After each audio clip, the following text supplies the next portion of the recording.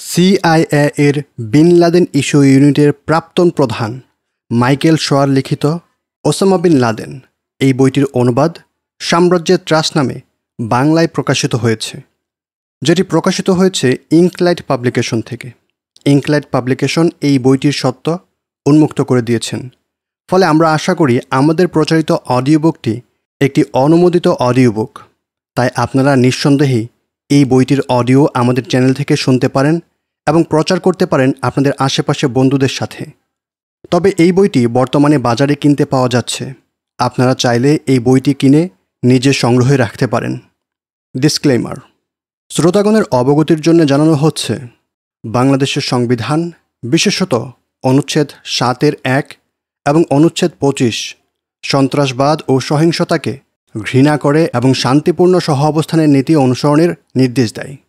এছাড়া সন্ত্রাসবিরোধী আইন 2009, সংশোধিত 2013 এবং 2020 অনুসারে কোনো ব্যক্তি বা প্রতিষ্ঠান সন্ত্রাসবাদকে প্রচার, মহিমান্বিত বা উস্কানি দিতে পারে না।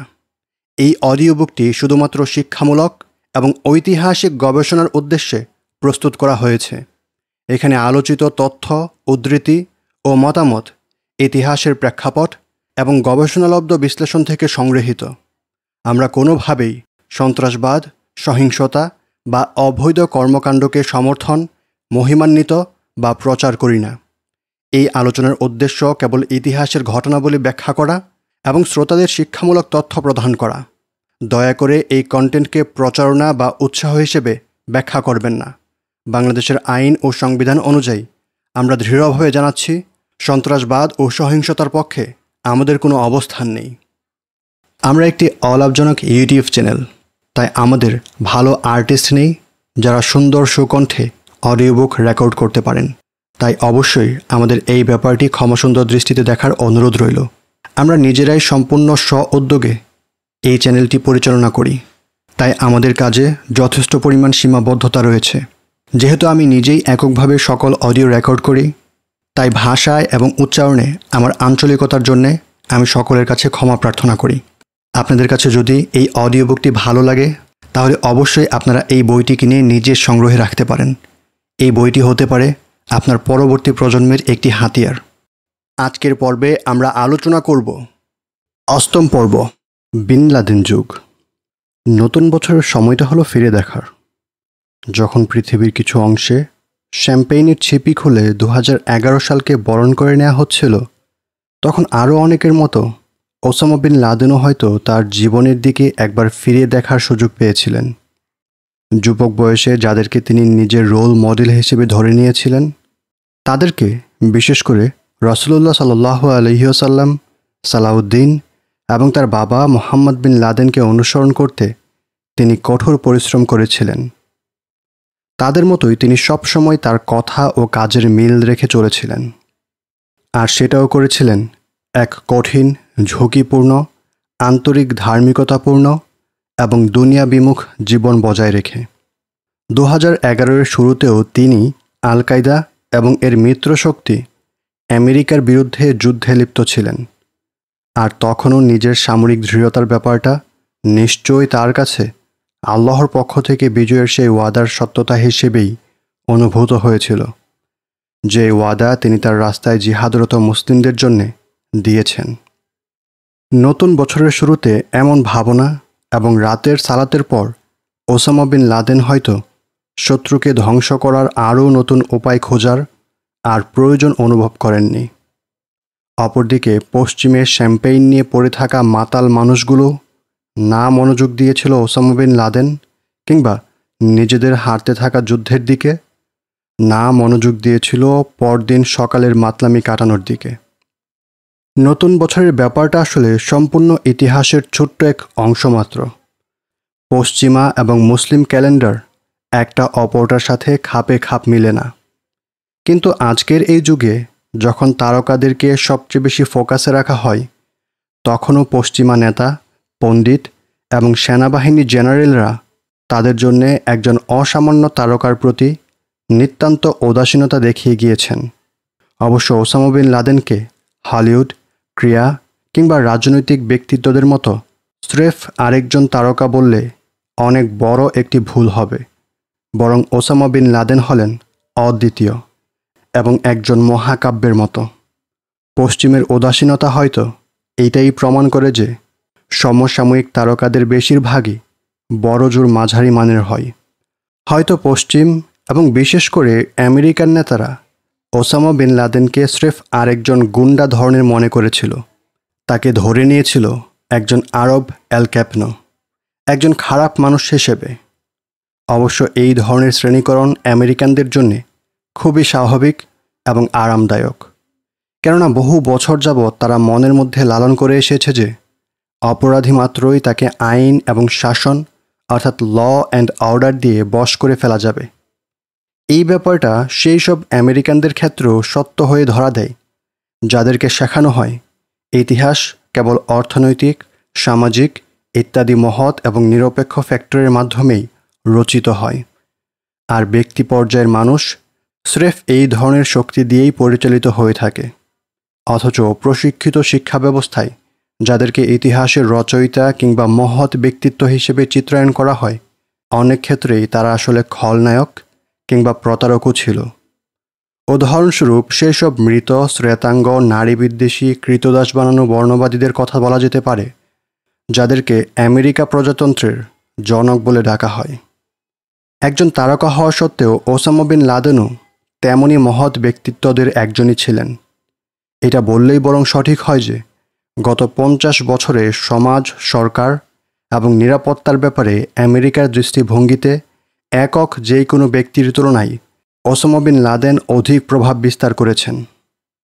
তার কার্যক্রম আমেরিকান জনগণকে নিজেদের সরকারের সক্ষমতা নিয়ে সংশয়ে ফেলে দিয়েছে। কখনো সেই সংশয় পৌঁছিয়ে গিয়েছে আমেরিকান সরকার আদৌ জনগণকে নিরাপত্তা দিতে চায় কি না সেই প্রশ্নে। ওসামা বিন লাদেন আমেরিকান জনগণের মধ্যে তাদের সরকারের সমস্ত স্তরে পুলিশি ক্ষমতার উপস্থিতি নিয়ে উদ্বেগ ঢুকিয়ে দিয়েছিলেন। তিনি তাদের মধ্যে নিজেদের প্রতিবেশী, অভিবাসী এবং পর্যটকদের প্রতি সন্দেহ সৃষ্টি করে দিয়েছেন। আমেরিকানরা নিজেদের সেনাবাহিনীকে একসময় পৃথিবীর শ্রেষ্ঠ বলে মনে করত, খুবই শ্রদ্ধার চোখে দেখত। ওসামা বিন লাদেন সেই সেনাবাহিনীকে একটি বিশাল সম্পদ খেকু দানব হিসেবে প্রমাণ করে ছেড়েছেন, যেটা কিনা যুদ্ধ জেতা ছাড়া আর সবই করতে পারে। সর্বোপরি তিনি এক ধর্মীয় যুদ্ধ শুরু করেছেন, যে ব্যাপারটাই আজকের পশ্চিমাদেরকে একেবারে বিভ্রান্ত করে দেয়। আমার মতে এই সমস্ত কিছু আমেরিকান নেতৃবৃন্দের ওসামা বিন লাদেনকে না বোঝা থেকেই উৎসারিত, আর এর ফলস্বরূপ তারা এটাও বুঝতে অক্ষম ছিল যে কিভাবে তিনি ক্রমবর্ধমান সংখ্যক মুসলিমকে আমেরিকার বিরুদ্ধে যুদ্ধে অনুপ্রাণিত করছেন, তাও আবার এমন যুদ্ধে যেটাকে তিনি কিনা আমেরিকার প্রতিটি শহরে, নগরে, বন্দরে পৌঁছিয়ে দেওয়ার স্বপ্ন বুনেছেন। নেতারা যদি সত্যিই বুঝে থাকত, তাহলে তারা আমেরিকান জনগণকে শেখানো শুরু করে দিত যে ওসামা বিন লাদেন এবং তার ভক্ত অনুসারীরা আমেরিকার শক্তিকে এক অচল অবস্থায় পৌঁছে দিয়েছেন। নেতারা শেখাতো যে তাদেরকে গণহারে গুটি কয়েক অপরাধী, অন-ইসলামিক, ধ্বংসবাদী ইত্যাদি আখ্যা দিয়ে আদতে ভুল উপস্থাপন করা হয়েছে। সর্বোপরি নেতারা জনগণকে জানিয়ে দিত আল কায়দার যে পরাজয় আজ আমেরিকার বাঁচা মরার প্রশ্ন, সেটা আর যাই হোক সুনিশ্চিত হওয়ার ধারের কাছেও নেই। যে যুগটাকেই বিন লাদেন যুগ বলে ডাকা যায়, সেই যুগের পুরো সময় জুড়ে আমরা ব্যক্তিটির সম্পর্কে আন্দাজে ভুল ধারণা করে নিজেদেরকে স্বস্তির মধ্যে এক মিথ্যা অনুভূতি দিয়েছি। আমরা এক ভিত্তিহীন বিশ্বাস নিজেদের মনে গেঁথে নিয়েছি যে সন্ত্রাসের বিরুদ্ধে যুদ্ধে পশ্চিমী সুবিধাজনক অবস্থানে রয়েছে। পশ্চিমের ভুল ধারণা পরিমাপ করার সবচেয়ে ভালো পন্থাটা হলো এখনও বিদ্যমান কিছু অনুমানের দিকে নজর দেয়া, যেগুলোর উপর ভিত্তি করে পশ্চিমা প্রশাসনগুলো তাদের শত্রুকে বিচার করছে। উদাহরণস্বরূপ, তারা সবসময় নিজেদেরকে এই বলে কিছুটা আশ্বস্ত করে এসেছে যে ওসামা বিন লাদেন কোনো প্রাতিষ্ঠানিক আলিম নন। তার প্রাতিষ্ঠানিক শিক্ষা দীক্ষার কারণে অনেকে তো তাকে প্রতারক বলেই উড়িয়ে দেন। পণ্ডিত মাইকেল কলিন্স এই ব্যাপারটাকে উল্লেখ করেছিলেন তার একজন আলিম হওয়ার দাবি বড় আকারে প্রশ্নবিদ্ধ। 2005 সালে স্টিভ কোল তাকে আবদুল্লাহ আজ্জামের মতোই একজন উচ্চাকাঙ্ক্ষী সক্রিয় ধর্মতাত্ত্বিক বলে আখ্যায়িত করেন। অধ্যাপক খালেদ ফাদল লিখেছেন, ওসামা বিন লাদেন নাকি নিজেকে ধর্মতাত্ত্বিক এবং মুফতি বলে মনে করেন, অথচ দুটোর কোনোটিতেই তার প্রাতিষ্ঠানিক শিক্ষা নেই। 2006 সালে ওয়েস্ট পয়েন্টের কমব্যাটিং টেরোরিজম সেন্টার থেকে প্রকাশিত একটি গবেষণায় ঘোষণা করা হয়, বিন লাদেন বিশ্বব্যাপী জিহাদের একজন সামনের সারির প্রতীক হতে পারে, কিন্তু প্রাতিষ্ঠানিক পড়াশোনায় তিনি অখ্যাত অনেক আলিমের চেয়েও কম যোগ্যতা রাখেন। এই ব্যাপারে অধিকাংশই একমতে পৌঁছে গিয়েছে যে যেহেতু তার ইসলামের ব্যাপারে, ইসলামের দায়িত্বের ব্যাপারে নিজ থেকে কর্তৃত্বশীল হয়ে কোনো কথা বলতে পারবেন না, অতএব মুসলিমেরা তাকে অনুসরণও করবে না। এমন ধারণা স্বস্তিদায়ক হলেও একেবারেই ভুল। ওসামা বিন লাদেন কখনোই নিজেকে আলিম হওয়ার দাবি করেননি, বরং সময়ে সময়ে তিনি নিজের 2000 সালের আগস্ট মাসের দেয়া বক্তব্যই পুনরাবৃত্তি করেছেন। আমার কাজ নেতৃত্ব দেয়া নয়, বরং অনুসরণ করা। আমি সবসময় ইসলামের গণ্যমান্য অনেক আলিমদের থেকে দিক নির্দেশনা নিয়ে থাকি, আর আশেপাশের অনেকের দ্বারাই তার নিজের এই মূল্যায়ন প্রতিধ্বনিত হয়েছে। শেখ মুসা আল কারনি বলেছিলেন, শরিয়াহ সম্পর্কে তার কিছু জ্ঞান আছে, সেই সাথে তিনি সেই সব প্রাতিষ্ঠানিক আলিমদের পরামর্শ নেন যাদের উপর তিনি নিজে আস্থা রাখেন। তিনি নিজে প্রাতিষ্ঠানিকভাবে কোনো মুফতি নন, আর তিনি নিজেকে আলিমদের চেয়েও যোগ্য ভাবেনও না। সত্য হলো, ওসামা বিন লাদেন বারংবার নিজের আলিম হওয়ার দাবি প্রত্যাখ্যান করেছেন। উল্টো তিনি সবসময় নিজেকে পরিচয় করে দিয়েছেন আল্লাহর একজন নগণ্য বান্দা হিসেবে, যিনি কিনা মুসলিম বিশ্বের প্রসিদ্ধ আলিমদেরকে প্রশাসনগুলো নীরব করে রাখার কারণেই প্রকাশ্যে কথা বলতে বাধ্য হয়েছেন। আল কায়দার এই নেতার জীবনী নিয়ে বিস্তারিত কাজ করা প্রথম 4 জন সাংবাদিকদের একজন শরীফ ওয়াজাই লিখেছেন, তিনি তার প্রাতিষ্ঠানিক সীমাবদ্ধতা জানেন, আর সেই কারণেই তিনি নিজের আশেপাশে ইমাম এবং আলিমদেরকে রাখতেন। এছাড়া এই সত্যটাও জোর দিয়ে উল্লেখ্য যে আল কায়দার ধর্মীয় আলিমদের কমিটি রয়েছে, বিভিন্ন দায়িত্বেও অনেক আলিমেরা রয়েছেন, এমনকি প্রাতিষ্ঠানিকভাবে যোগ্য মুখপাত্রও রয়েছেন। প্রথম দিকে ছিলেন সুলাইমান আল গাইস, আর এখনকার অর্থাৎ 2011 সালে মুখপাত্র হলেন আবু ইয়াহিয়া আল লিব্বি। এছাড়া সেই 1990 থেকেই ওসামা বিন লাদেন গোপনে সৌদি আরব সহ মুসলিম বিশ্বের অনেক আলিমদের থেকে বারংবার পরামর্শ নিয়ে এগিয়েছেন। ওসামা বিন লাদেনের ব্যাপারে এই একটি প্রচলিত ধারণাকে যদি এভাবে অল্প সময়ের ব্যবধানে উড়িয়ে দেওয়া যায়, তাহলে অন্যান্য ধারণাগুলোর অবস্থাও কেমনই বা হবে। তার ব্যাপারে পশ্চিমা বিশেষজ্ঞ কিংবা মুসলিম সমালোচকদের যতজনই লিখেছেন, তাদের প্রায় সবাই তাকে মৌলিক চিন্তাশীল না হওয়ার অভিযোগ দিয়ে খাটো করতে চান। ইতোমধ্যেই আমরা দেখেছি যে এটা সৌদি ন্যারেটিভের একটি অন্যতম উপাদান। স্টিভ কোল দাবি করেছিলেন যে ওসামা বিন লাদেনের দূরদর্শিতা এবং রাজনৈতিক বিশ্লেষণ সবসময় সীমিত ছিল। হাশিম আল মাক্কি উল্লেখ করেছিলেন তার রাজনৈতিক সক্ষমতাই দুর্বলতা হিসেবে। লরেন্স রাইট লিখেছিলেন, ওসামা বিন লাদেন নাকি নিজেকে কখনোই একজন চমৎকার কিংবা মৌলিক চিন্তার অধিকারী হিসেবে উপস্থাপন করতে পারেননি। পাকিস্তানের প্রয়াত গোয়েন্দা কর্মকর্তা খালিদ খাওয়াজাত তাকে কেবল প্রতিভাবান কেউ নন বলেই ক্ষান্ত হননি, সাথে তেমন বুদ্ধিমানও নন বলে দিয়েছিলেন। খালেদ ফাদল বলেছিলেন, ওসামা বিন লাদেন নাকি স্বচ্ছ এবং সামঞ্জস্য ধরে রাখা চিন্তাধারার অধিকারী কেউ না, এবং বিন লাদেনের ব্যাপারে অন্যতম শ্রেষ্ঠ সাহিত্যকর্মের সম্পাদক ব্রুস লরেন্স উপসংহার টেনেছিলেন যে তিনি আদৌ মৌলিক চিন্তাশীল কিংবা কুরআনের অসাধারণ আলিম কেউ নন। সৌদির তৎকালীন স্বরাষ্ট্রমন্ত্রী প্রিন্স নায়েফ বলেছিলেন যে ওসামা বিন লাদেন নাকি শুধু একজন বোকা মানুষই নন, বরং বিদেশি কোনো গোয়েন্দা সংস্থার এজেন্ট, খাওয়ারিজদের মতো ইসলামের শত্রু, যারা রাসূলুল্লাহ সাল্লাল্লাহু আলাইহি ওয়াসাল্লামের ইন্তেকালের পর মুসলিম উম্মার বিরুদ্ধে যুদ্ধে লিপ্ত হয়ে একে দুর্বল করে তুলেছিল এবং শত্রুদেরকে সহায়তা করেছিল। এবং পরিশেষে প্রিন্স বান্দার বিন সুলতান, যিনি বর্তমানে অর্থাৎ 2011 সালে সৌদির জাতীয় নিরাপত্তা উপদেষ্টা, তিনি ওসামা বিন লাদেনকে বর্ণনা করেছিলেন অতি সাধারণ একজন মানুষ হিসেবে, যাকে আমার কাছে কোনো নেতা হওয়ার মতো বলে মনে হয়নি। আমার কাছে মনে হয়েছিল সে 8টা হাঁস নিয়ে রাস্তাটাও পার হতে পারবে না। এমন বর্ণনা সম্পন্ন একজন মানুষ পৃথিবীর একমাত্র পরাশক্তির বিরুদ্ধে প্রায় ১.৫ যুগ ধরে যুদ্ধ পরিচালনা করলে সেটা আমার কাছে অলৌকিক বিষয় মনে হতো। তাও আবার কেবল নিজে বেঁচে থেকেই নয়, বরং সেই পরাশক্তিকে দেউলিয়া হয়ে যাওয়ার দিকে ঠেলে দিয়ে। কিন্তু এই কথাগুলো তো আজকে উল্টো পেঁচাল এবং দেশপ্রেমহীনতা বলেই ধরা হয়, কেননা এমন আলাপ আমেরিকার আসন্ন অবশ্যম্ভাবী বিজয়ের দিবাস্বপ্নে সংশয় ঢুকিয়ে দেয়।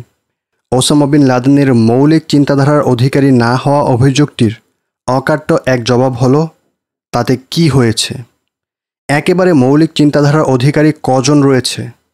মহান কিছু সম্পাদন করতে মৌলিক চিন্তাধারার অধিকারী হওয়া কি বাঞ্ছনীয়? জেফারসন তো সবসময় বলে গিয়েছেন যে স্বাধীনতার ঘোষণায় তিনি নিজস্ব চিন্তা ভাবনা থেকে কিছু উদ্ভাবন করেননি, বরং পুরনো ধারণা এবং তত্ত্বগুলোর ওপরেই কাজ করেছিলেন মাত্র। অলিভার ওয়েন্ডেল হোমসের মূল্যায়নে রজভেল্ট বা ফ্র্যাঙ্কলিন রজভেল্টের মস্তিষ্ক ছিল দ্বিতীয় শ্রেণীর, কিন্তু তার স্বভাব ছিল প্রথম শ্রেণীর। নোট: থমাস জেফারসন ছিলেন একজন আমেরিকান রাজনীতিবিদ, কূটনৈতিক এবং আমেরিকার প্রতিষ্ঠা সদস্যদের একজন। তিনি আমেরিকার তৃতীয় রাষ্ট্রপতি হিসেবেও দায়িত্ব পালন করেছিলেন এবং ফ্র্যাঙ্কলিন রুজভেল্ট ছিলেন আমেরিকার ৩২তম রাষ্ট্রপতি। আমেরিকায় যেহেতু তাদেরকে অনেক সম্মানের চোখে দেখা হয়, তাই লেখক এমন উদাহরণগুলো এনে বোঝাতে চেয়েছেন যে মহান কিছু সম্পাদন করতে সবসময় মৌলিক চিন্তাধারার অধিকারী হওয়া আবশ্যক নয়। নোট শেষ হচ্ছে। ওসামা বিন লাদেনের ক্ষেত্রে একেবারে মৌলিক চিন্তাধারার অধিকারী না হওয়াটা বরং ছিল তার শক্তিশালী দিক। মৌলিক চিন্তা চেতনা তো মৌলিক সব ধ্যান ধারণার জন্ম দেয়, কিন্তু সাধারণ মানুষকে সেগুলোর বেশিরভাগই তেমন অনুপ্রাণিত করতে পারে না। আইনস্টাইনের চিন্তা ভাবনার মৌলিকত্ব খুব অল্প মানুষই সত্যিকারে উপলব্ধি করতে ও মূল্যায়ন করতে পারে। ওসামা বিন লাদেন যা সম্পূর্ণ করতে চেয়েছেন সেটার হিসেবে তার মস্তিষ্ক একেবারেই যথার্থ বলা যায়। কোরআন এবং হাদিসের উপর তার সম্যক জ্ঞান ছিল। তাছাড়া একজন দক্ষ বক্তা হিসেবে তিনি খুব সহজেই ১.৩ বিলিয়ন মুসলিমদের সাথে ভাবনার বিনিময় করে ফেলতে পারতেন।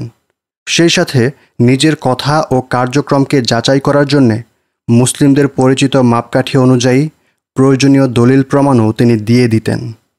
সৌদির ভিন্ন মতাবলম্বী লেখক আবদুল্লাহ আর রশিদ ব্যাখ্যা করেছিলেন যে সৌদি আরব সহ গোটা মুসলিম বিশ্বের সালাফিদের মধ্যে ওসামা বিন লাদেনের নিরঙ্কুশ সমর্থন বরং তার চিন্তাধারায় নতুনত্ব না থাকার কারণেই হয়েছে। নতুনত্বের দিকে না ঝুঁকে বরং তিনি ইসলামের আবহমানকাল ধরে আসা পূর্বসূরীদের বার্তাই দিয়েছেন বলে আজকের মুসলিম প্রজন্ম তাকে এতটা আপন করে নিয়েছে। মৌলিকত্ববিহীন ওসামা বিন লাদেন অন্যান্য গুণে নিজেকে সমৃদ্ধ করেছিলেন। তিনি ছিলেন একজন সুদক্ষ বক্তা। বার্নার্ড লুইসের ভাষায় বললে ক্লাসিক্যাল আরবিতে ছন্দময়, এমনকি কখনো কখনো কাব্যিক ধাঁচের কথাতেও পারদর্শী। আরব বিশ্বে প্রভাবশালী নেতা হওয়ার জন্যে আজও যে গুণটাকে অপরিহার্য হিসেবে বলে গণ্য করা হয়। এছাড়া সমসাময়িক বিশ্বে ঘটে যাওয়া ব্যাপারগুলো সম্পর্কেও ওসামা বিন লাদেন যথেষ্ট ধারণা রাখতেন, সবসময় আপডেট থাকতেন এবং নিজের সিদ্ধান্তগুলো নেয়ার সময় সমকালীন তথ্যাদের ওপরেই নির্ভর করতেন। তিনি নিজের ম্যানেজমেন্ট দক্ষতা দিয়ে বিভিন্ন সংস্কৃতি, জাতীয়তা এবং বিভিন্ন ভাষার মানুষদের এমন এক সংগঠন পরিচালনা করতেন যা মুসলিম বিশ্বে অনন্য। তার মধ্যে একই সাথে ঠান্ডা মাথায় লাভ ক্ষতির হিসেব কষা একজন ঝানু ব্যবসায়ী এবং সুচতুর একজন মিডিয়া ব্যক্তিত্বের প্রতিফলন দেখা যায়। ওসামা বিন লাদেনের ধৈর্য, চাপের মধ্যেও দৃঢ়তা এবং অধ্যবসায় ছিল এক কথায় অনন্য সাধারণ। আর এই বিষয়গুলো তাকে কেবল দীর্ঘদিন টিকে থেকে যুদ্ধ চালিয়ে যেতে সাহায্য করেনি, সাথে নিজের করে ফেলা ভুলগুলোর মধ্যেও তার প্রাণ রক্ষা করেছিল।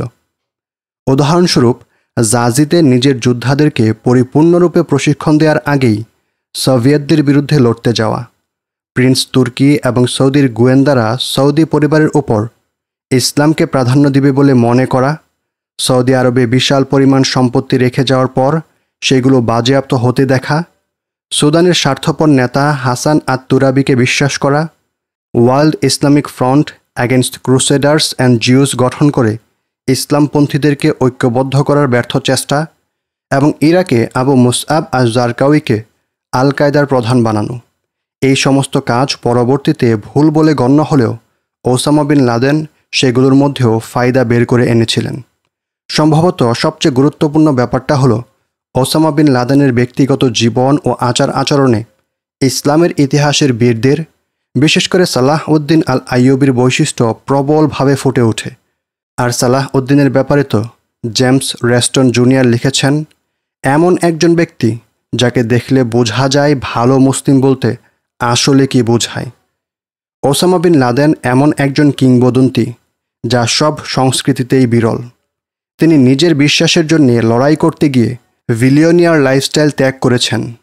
বেশিরভাগ সময়ই পৃথিবীর রুক্ষ সব জায়গায় যুদ্ধ করে কাটিয়েছেন। ব্যক্তিগতভাবে তিনি ছিলেন একজন ধার্মিক, উদার এবং সাহসী মানুষ। তিনি সততার সাথে আচরণ করতেন আর কথা বলতেন এমন ভঙ্গিতে যা অনায়াসেই তার শ্রোতাদের মনে স্বস্তি ও অনুপ্রেরণা জোগাত। তার পোশাক ছিল শালীন, আচরণ সশ্রদ্ধ। ধনী ও ক্ষমতাসীনদের সাথে যেমন মিশতে পারতেন, তেমনটাই পারতেন গরিবদের সাথেও।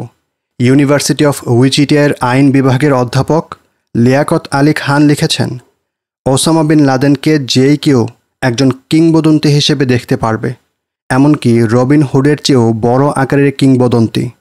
শত্রুর দৃষ্টিকোণ থেকেও এমন মানুষকে শ্রদ্ধা করা যায়, যার গল্প নটিংহ্যামের সীমানা ছাড়িয়ে সংস্কৃতি, ধর্ম এবং সভ্যতাকেও অতিক্রম করে ফেলে। আইন বিরোধী মানুষের জন্যে আইনের বাইরের আইন খুঁজে ফেরা এবং সন্ত্রাসের মাধ্যমেও ন্যায়কে কেন্দ্রে স্থান দেয়াই যদি প্রতিভা বলে বিবেচিত হয়, তাহলে ওসামা বিন লাদেন সার্থক। তিনি তো বলেছেন যে তিনি বিদেশি শত্রুদের বিরুদ্ধে, নব্য ঔপনিবেশবাদের বিরুদ্ধে, আগ্রাসীদের বিরুদ্ধে লড়াই করছেন। তা ফিলিস্তিনিদের কাছে, যুদ্ধ বিশেষজ্ঞদের কাছে, এমনকি সাম্রাজ্যবাদীদের কাছেও খুবই বিশ্বাসযোগ্য। আর যদি আইন বিরোধী মানুষের জন্যে নিজের আইন বিরোধিতার সপক্ষে জনপ্রিয় বয়ান দাঁড় করানোই হয় প্রতিভার পরিচয়, তবুও ওসামা বিন লাদেন সার্থক। ওসামা বিন লাদেন তার নিজস্ব কার্যক্রমের ঐতিহাসিক সামঞ্জস্যতার ব্যাপারে পুরোপুরি অবগত ছিলেন। তার বক্তব্যে, আলোচনায় ইসলামের ইতিহাস এবং বীর নায়কদেরকে গুরুত্ব দেওয়ার ব্যাপারটাকে খাটো করে দেখার কোনো অবকাশ নেই। মুসলিম জনসমাজের বিশাল অংশ সুশিক্ষিত না হলেও তারা নিজেদের দিনের ইতিহাস, বিশেষ করে ইসলামের সামরিক বিজয়ের ইতিহাস সম্পর্কে যতটা জ্ঞান রাখে, ততটা পশ্চিমের সাধারণ জনগণ নিজেদের সম্পর্কে রাখে না। সাপ্তাহিক খুতবাহ, বয়ান ইত্যাদির মাধ্যমে শতাব্দীকাল ধরে প্রজন্ম থেকে প্রজন্মের মধ্যে ইসলামের ইতিহাস সাধারণ মুসলিমদের মাঝে উজ্জীবিত রাখা হয়েছে। মুসলিমরা নিজেদের দৈনন্দিন জীবনেও এগুলো নিয়ে আলাপচারিতায় ব্যস্ত। ওসামা বিন লাদেন নিজেকে সেই ইতিহাসের অংশ করতে সক্ষম হয়েছিলেন। একই সাথে তিনি ব্যাপারটাকে আরও জরুরি ভিত্তিতে প্রাসঙ্গিক করে তুলেছিলেন। তার কথায় ও কাজে পশ্চিমা আগ্রাসন এবং মুসলিমদের নিজেদের সরকারের নিষ্ঠুরতা, বিশ্বাসঘাতকতা, অযোগ্যতা এবং দুর্নীতির কারণে মুসলিমদের মনের কোণে জমে থাকা ক্ষোভ স্পষ্ট হয়ে উঠেছিল। তাছাড়া বিশ্বের সবচেয়ে বড় সামরিক শক্তির বিরুদ্ধে বিন লাদেনের দীর্ঘদিন টিকে থেকে যুদ্ধ চালিয়ে যাওয়ার কারণে মুসলিমদের এক বিশাল অংশই তার উপর আস্থা রাখতে পেরেছেন। এই ব্যাপারটা একজন লেখকের ভাষায় ফুটে উঠেছে এভাবে, তিনি একমাত্র ব্যক্তি যাকে আল্লাহ তাআলা এমন এক সময়ে জিহাদের পতাকা উত্তোলনের জন্য পছন্দ করেছেন, যখন সমস্ত মুসলিমেরাই নিজেদের থেকে এবং নিজেদের দিন থেকে মুখ ফিরিয়ে নিয়েছিলেন। তাই বলি, আল্লাহ ওসামা বিন লাদেনকে একটু বেশি মৌলিক এক মস্তিষ্ক দিলে আমেরিকা সহ গোটা পশ্চিমের জন্যে বরং ভালোই হতো। কেননা তখন তিনি এমন সব কথাবার্তা বলতেন যা খুব কম লোকই বুঝতে পারত। তৃতীয় প্রচলিত ধারণা হলো, ওসামা বিন লাদেন সহ অন্যান্য জেহাদপন্থীরা যুদ্ধ জয়ের পর কী করবেন সেই সম্পর্কে নাকি কোনো চিন্তা ভাবনাই রাখেন না। প্রশাসন ব্যবস্থার কোনো পরিকল্পনাই নাকি তাদের নেই। উদাহরণস্বরূপ, ওসামা বিন লাদেনের প্রথম দিকের জীবনীকার জোনাথন র্যান্ডাল লিখেছিলেন যে তিনি প্রশাসন পরিচালনার মতো পার্থিব বিষয়ে আগ্রহী ছিলেন না।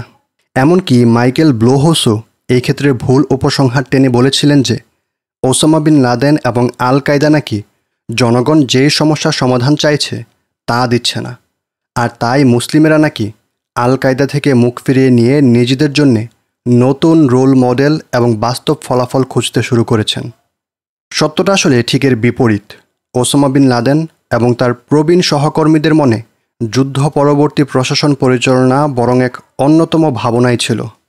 আবদুল্লাহ আর রশিদ লিখেছেন, এটা একেবারেই স্পষ্ট যে আল কায়দা নতুন এক শাসন ব্যবস্থার ভিত রচনা করছে। তার মতে, যদিও সব দলিল প্রমাণ থেকে এটাও বোঝা যায় যে ওসামা বিন লাদেন বিশ্বাস করতেন শত্রুর চূড়ান্ত পরাজয় ঘটা টেকসই সরকার গঠনের আবশ্যকীয় পূর্বশর্ত। পশ্চিমা বিশেষজ্ঞরা এই ব্যাপারটাকেই ভুল বুঝে বসে।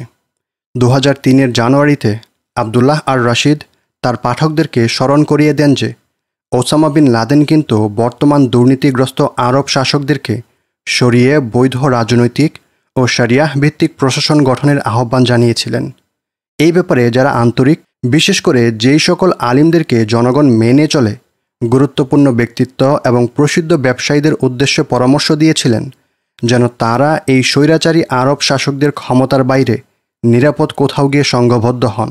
এরপর তারা যেন প্রভাবশালী ব্যক্তিদের অর্থাৎ আহলুল হাল্লি ওয়াল আকদ নিয়ে এমন একটি পরিষদ গঠন করেন যাদের কাজ হবে ওইসব শাসকদের সারয়ী অবহেলা এবং বুদ্ধিবৃত্তিক অথর্বতার কারণে সৃষ্ট শূন্যস্থান পূরণ করা। নথিপত্রের রেকর্ডও আবদুল্লাহ আর রশিদের পক্ষেই যায়। এআরসি থেকে প্রকাশিত বিবৃতিগুলো ছাড়াও অন্যান্য অনেক বক্তব্য এবং সাক্ষাৎকারে ওসামা বিন লাদেন সৌদি প্রশাসন সহ অন্যান্য মুসলিম অধ্যুষিত অঞ্চলের শাসকদেরকে পর্যাপ্ত পানি, বিদ্যুৎ ইত্যাদি সুযোগ সুবিধা প্রদানে গাফিলতির অভিযোগ করেছেন। এমনকি 1996 সালে আমেরিকার বিরুদ্ধে যুদ্ধের ঘোষণাপত্রেও ওসামা বিন লাদেন এক উল্লেখযোগ্য অংশ জুড়ে ব্যাখ্যা করেছিলেন যে কিভাবে এই যুদ্ধ মুসলিম বিশ্বে আরও উন্নত শাসন ব্যবস্থা নিয়ে আসবে। তিনি লিখেছিলেন, আজকে আমরা কথা, কাজ এবং আলোচনা শুরু করছি সাধারণভাবে গোটা মুসলিম বিশ্বে এবং বিশেষভাবে দুই পবিত্র মসজিদের ভূমিতে যেই দুর্দশা নেমে এসেছে সেই ব্যাপারে। আমরা সেই সব পন্থা নিয়ে অধ্যয়ন করতে চাই যেগুলো অবলম্বন করে এই ভূমিগুলোর প্রকৃত মালিকদের অধিকার পুনর্বহাল করা সম্ভব হয়। কেননা আজকে মানুষ তাদের দিন এবং জীবন নিয়ে চরম বিপদের সম্মুখীন, তাও সকল শ্রেণী পেশার মানুষ, বেসামরিক, সামরিক, নিরাপত্তাকর্মী, কর্মচারী, ব্যবসায়ী, স্কুল এবং বিদ্যালয়ের অধ্যয়নরত ছাত্র এবং পাশ করে বেকার থাকা যুবক। এক কথায় সেই সব শত সহস্র মানুষ যারা সমাজের এক বিস্তৃত অংশ দখল করে রেখেছে। তাছাড়া একই দুর্দশা নেমে এসেছে কৃষি কিংবা শিল্পের সাথে জড়িত লোকজন, গ্রাম কিংবা শহরের লোকজন এবং মরুভূমি কিংবা জনপদের লোকজনের ওপরেও। মানুষ তাদের জীবিকা নিয়ে খুবই দুশ্চিন্তাগ্রস্ত হয়ে আছে। অর্থনৈতিক পতন, উচ্চ মূল্য, বিশালাকার ঋণ, অপরাধ করে বা না করেও কারাগারগুলো মানুষে ভর্তি হয়ে যাওয়া ইত্যাদি নিয়ে দুশ্চিন্তা আজকের সমাজে ব্যাপক এবং সীমাহীন হয়ে পড়েছে। দিনদার মেধাবী লোকেদের অবশ্যই শরিয়াহ ভিত্তিক সুশাসন প্রতিষ্ঠার পরিকল্পনা শুরু করতে হবে, যার মাধ্যমে সমস্ত মুসলিমের জন্যেই সুদিন ফিরে আসবে। 1998 বসন্তে বিন লাদেন মুসলিমদের উদ্দেশ্যে বলেন, ধর্মীয় এবং বাস্তবিক উভয় দিক থেকেই রাজারা এবং শাসকেরা তাদের বৈধতা হারিয়েছে। তাই ইসলামের শ্রেষ্ঠ এবং মেধাবী বান্দাদের দায়িত্ব হলো একটি পরিষদ গঠন করা, যাতে আল্লাহর রাস্তায় জিহাদ পরিচালনা করে দখলদার শক্তিকে বিতাড়িত করা যায় এবং যাতে শাসন ক্ষমতাকে ওদের কাছ থেকে উদ্ধার করে শরিয়াহ এর ভিত্তিতে প্রশাসন গঠন করা যায়। সাথে তিনি এটাও স্পষ্ট করেছিলেন যে এই কাজ মোটেই তার একার নয়, বরং আরও ব্যাপক পরামর্শের বিষয়। মুসলিমদের উদ্দেশ্যে তিনি বলেন, নেককার ব্যক্তিদের মধ্যে যারা এই বিষয়টা নিয়ে উদ্বিগ্ন, উদাহরণস্বরূপ আলিমগণ, এমন নেতৃবর্গ যাদেরকে মানুষ ভালোবাসে এবং মেনে চলে, সম্ভ্রান্ত ব্যক্তিত্ব এবং প্রসিদ্ধ ব্যবসায়ীদের উচিত এই স্বৈরাচারী আরব শাসকদের ক্ষমতার বাইরে নিরাপদ কোথাও গিয়ে সংঘবদ্ধ হওয়া এবং তাদের মধ্যেকার আহলুল হাল্লি ওয়াল আকাদদের নিয়ে এমন একটি পরিষদ গঠন করা যাদের কাজ হবে ওইসব শাসকদের সারয়ী অবহেলা এবং বুদ্ধিবৃত্তিক অথর্বতার কারণে সৃষ্ট শূন্যস্থান পূরণ করা। একজন ইমাম নির্ধারণ করার অধিকার উম্মার রয়েছে, আর ইমাম পথভ্রষ্ট হয়ে গেলে, বিশেষ করে ইরতিদাদ বা ধর্মত্যাগ বা বিশ্বাসঘাতকতা ইত্যাদি পাওয়া গেলে তাকে সরিয়ে দেওয়ার অধিকারও উম্মার রয়েছে। একবার সমবেত হয়ে যাওয়ার পর এই পরিষদের সদস্যরা সেই সব আন্তরিক আলিম, দায়ী, চিন্তাবিদ এবং লেখকদের তালিকা করবেন যারা উম্মার জন্যে কল্যাণের উপদেশ দিতে সক্ষম। তারা আলোচনা করবেন কিভাবে প্রশাসনকে পুনর্গঠন করা যায় এবং উম্মার উপর চেপে বসা ব্যর্থ নেতৃত্বের পঙ্গুত্বকে দূর করা যায়। আজকে মুসলিমদের প্রয়োজন সত্যিকারের সৎ, স্বাধীন, শক্তিশালী, নির্ভরযোগ্য নেতৃত্ব, যারা সমসাময়িক বিষয় এবং শরিয়াহ এর ফিকহ সম্পর্কে যথেষ্ট জ্ঞান রাখেন। কেবলমাত্র তখনই মুসলিমদের উপর হওয়া জুলুম এবং আগ্রাসনকে নির্মূল করা এবং দারিদ্র্য, অজ্ঞতা এবং অসুস্থতার বিস্তার ঠেকানো সম্ভব হবে। এই ব্যাপারে ওসামা বিন লাদেন যতটা সম্ভব সর্বোচ্চ সংখ্যক মুসলিমদের উপস্থিতির ব্যাপারেও জোর দিয়েছিলেন। তিনি লিখেছিলেন, সংশ্লিষ্ট প্রত্যেকের প্রত্যেক ব্যাপারে একমত হওয়া জরুরি নয়, আর চিন্তাগত ত্রুটি বিচ্যুতিও এখানে বাধা হয়ে দাঁড়াতে পারে না, বরং সেই ত্রুটিগুলো নিয়ে আবারও পরামর্শ করতে হবে। এই ব্যাপারে তিনি জোর দিয়ে উল্লেখ করেছিলেন যে কেবলমাত্র আল্লাহ তাআলাই হলেন নিখুঁত, আর সৃষ্টির মধ্যে আম্বিয়াগণই হলেন মাসুম। সাধারণ মানুষ ভুল করে এবং তাকে উপদেশ দেয়া হয় কিভাবে তা ঠিক করা যায়, কিন্তু কাজকে এগিয়ে নিয়ে যেতে হবে। সবার ঐক্যমত্য প্রতিষ্ঠার জন্য ফেলে রাখা যাবে না। সকলের ঐক্যমত্য হওয়ার জন্য বসে থাকার মানে হলো যখন কোনো আলিমই আর দ্বিমত করবেন না, যা অসম্ভব। আর যারা আলিম গণ্য হওয়ারই যোগ্য না, তাদের কথা তো বাদই। এছাড়া ওসামা বিন লাদেন মুসলিমদেরকে উপদেশ দিয়েছিলেন দখলদার কাফির এবং স্বৈরাচারী আরব শাসকদেরকে হাঁটানোর পর অন ইসলামিক বিশ্বের সাথে মুসলিমদের আচরণবিধি কীরূপ হবে, সেই ব্যাপারে যেন আগেই চিন্তা ভাবনা করে রাখা হয়। মুসলিমরা এক বৃহত্তর পৃথিবীর অংশ, আর তাই তাদেরকে পুরো পৃথিবীর সাথে রাজনৈতিকভাবে আচরণ করতে হবে। কাফিরদের সাথে সাংস্কৃতিক এবং ধর্মীয় বিচ্ছিন্নতা ঠিক আছে, কিন্তু তা ব্যবসা বাণিজ্যের ক্ষেত্রে নয়। উদাহরণস্বরূপ ওসামা বিন লাদেন আন্তরিক মুসলিমদেরকে, বিশেষ করে আলিম, দায়ী এবং ব্যবসায়ীদের প্রতি আহ্বান করেন যেন তারা সেই সমস্ত পরিসংখ্যান এবং সমীক্ষার ফায়দা নেন যেগুলোতে উঠে এসেছে যে ইউরোপের মানুষ শান্তি চায়। মুসলিম নেতৃবৃন্দের উচিত পরিষদ গঠন করে ইউরোপের লোকেদেরকে আমাদের যুদ্ধের কারণগুলো, বিশেষ করে প্রথমত ফিলিস্তিনের ব্যাপারে জানানো, আর এই ক্ষেত্রে উচিত আধুনিক মিডিয়ার বিপুল সম্ভাবনাকে কাজে লাগানো। এছাড়াও তিনি উল্লেখ করেছিলেন যে একই ধরনের কাজ অর্থনৈতিক ক্ষেত্রেও প্রয়োজন। নিজের শ্রোতাদেরকে তিনি স্মরণ করিয়ে দিয়েছিলেন, আমরা এই দিনের পঞ্চদশ শতকে অবস্থান করছি। এই দিনে একজনের সাথে আরেকজনের লেনদেন কিভাবে হবে, আল্লাহর প্রতি মুমিনদের হক কি কি, যুদ্ধ কিংবা শান্তিতে ইসলামের ভূমির সাথে কুফরের ভূমির আচরণবিধি কীরূপ হবে, ইত্যাদি সব কিছু স্পষ্টভাবে প্রতিষ্ঠিত রয়েছে। আমরা আমাদের ইতিহাসের দিকে তাকালে দেখতে পাব যে যুদ্ধে এবং শান্তিতে মুসলিম জাতির সাথে অন্যান্য জাতির অনেক প্রকার আচরণই প্রসিদ্ধ রয়েছে। চুক্তি থেকে শুরু করে বাণিজ্য, সব কিছুই। তেলের ক্ষেত্রে বলতে চাই, তেলের দাম নির্ধারণ হবে বাজার অনুযায়ী। আমরা বিশ্বাস করি তেলের আজকের বাজার দর অবাস্তব, কেননা সৌদি প্রশাসন আমেরিকার দালাল হয়ে কাজ করছে এবং বাজারকে এমনভাবে প্রভাবিত করে রেখেছে যার ফলে তেলের মূল্যমান অনেক কমে গিয়েছে। অর্থাৎ সাধারণভাবে প্রচলিত ধারণার বিপরীতটাই সঠিক, আর সেটা হলো ওসামা বিন লাদেন, আল কায়দা এবং অন্যান্য জিহাদপন্থীরা এক নতুন ইসলামী সমাজ ব্যবস্থার ভিত্তিপ্রস্তর গড়ার চেষ্টা করছেন। পশ্চিমা সমালোচকেরা আসলে তাকালেই দেখেন যে ইসলামপন্থীদের হাতে কোনো সংবিধান নেই, কোনো সাংসদীয় কার্যব্যবস্থা নেই, কোনো দলিলপত্র কিংবা প্রশাসনিক কাগজপত্র নেই। সহজ ভাষায় বললে, একটি রাষ্ট্র গঠন এবং এর আইন প্রতিষ্ঠার জন্যে যা কিছু তারা আবশ্যক মনে করেন তার কিছুই তারা খুঁজে পান না। অথচ কুরআন সুন্নাহ যদি মুসলিম বিশ্বের সামাজিক কাঠামো এবং প্রশাসন প্রতিষ্ঠার জন্য যথেষ্ট হয়ে না থাকে, তাহলে আর কি যথেষ্ট হবে? ঠিক যেমনটা বর্তমান বিশ্বের সবচেয়ে সম্মানিত সালাফি আলিম আবু মুহাম্মদ আল মাকদিসি বলেছেন, পবিত্র কুরআনের শাসন ফিরিয়ে আনার মাধ্যমে শাইখ ওসামা এই উম্মাহকে আবারও সম্মানিত করতে চান। আল মাকদিসির কথার সাথে মিল রেখে বার্নার্ড লুইস কুরআনকে মোটামুটি দুভাগে বিভক্ত করে উল্লেখ করেছেন। এক, কিভাবে বিদ্যমান কুফরি ব্যবস্থার বিরুদ্ধে সফলভাবে যুদ্ধ পরিচালনা করা যায়। দুই, কিভাবে শক্তির একত্রীকরণ করে একটি শক্তিশালী ইসলামী রাষ্ট্র প্রতিষ্ঠা করা যায়, সেই ব্যাপারে দিক নির্দেশনা। রাসূল সাল্লাল্লাহু আলাইহি ওয়াসাল্লামের জীবনীর মাক্কি যুগের দিকে নির্দেশ করে লুইস লিখেছেন যে সেই সময়ে নাজিলকৃত কুরআনের আয়াতগুলো বিদ্যমান কুফরি শাসন ব্যবস্থার বিরোধিতা, এমনকি কারো কারো ভাষায় বললে বিপ্লব ধারণ করে। কিন্তু হিজরত পরবর্তী সময়ের তথা মাদানী যুগে নাজিল হওয়া আয়াতগুলোর মূল বিষয়বস্তু ছিল শাসনকার্য পরিচালনার খুঁটিনাটি বিষয়াদি। এছাড়াও কুরআনে এবং সুন্নাহতে স্বৈরাচারের পতনের পরবর্তী কিংবা কোনো অঞ্চল বিজয় পরবর্তী মূলনীতি ও করণীয় একেবারেই বিস্তারিত রয়েছে, আর সেগুলোর ওপর ইসলামের ইতিহাসের পূর্বসূরীরা আমলও করে গিয়েছেন। বিশেষ করে মুহাম্মদ সাল্লাল্লাহু আলাইহি ওয়াসাল্লাম, তার সাহাবারা এবং তাদের ঠিক পরবর্তী প্রজন্ম, যেই 3 প্রজন্মকে ওসামা বিন লাদেন সহ বেশিরভাগ মুসলিমই শ্রেষ্ঠ প্রজন্ম হিসেবে বিশ্বাস করেন, তারা ইসলামী রাষ্ট্র প্রতিষ্ঠা করে সফল উদাহরণ প্রতিষ্ঠা করে গিয়েছেন। ইসলামের এই প্রথম দিকের প্রজন্মের রেখে যাওয়া কথা ও কাজকে ওসামা বিন লাদেন জ্ঞানের উৎস বলে অবহিত করেন।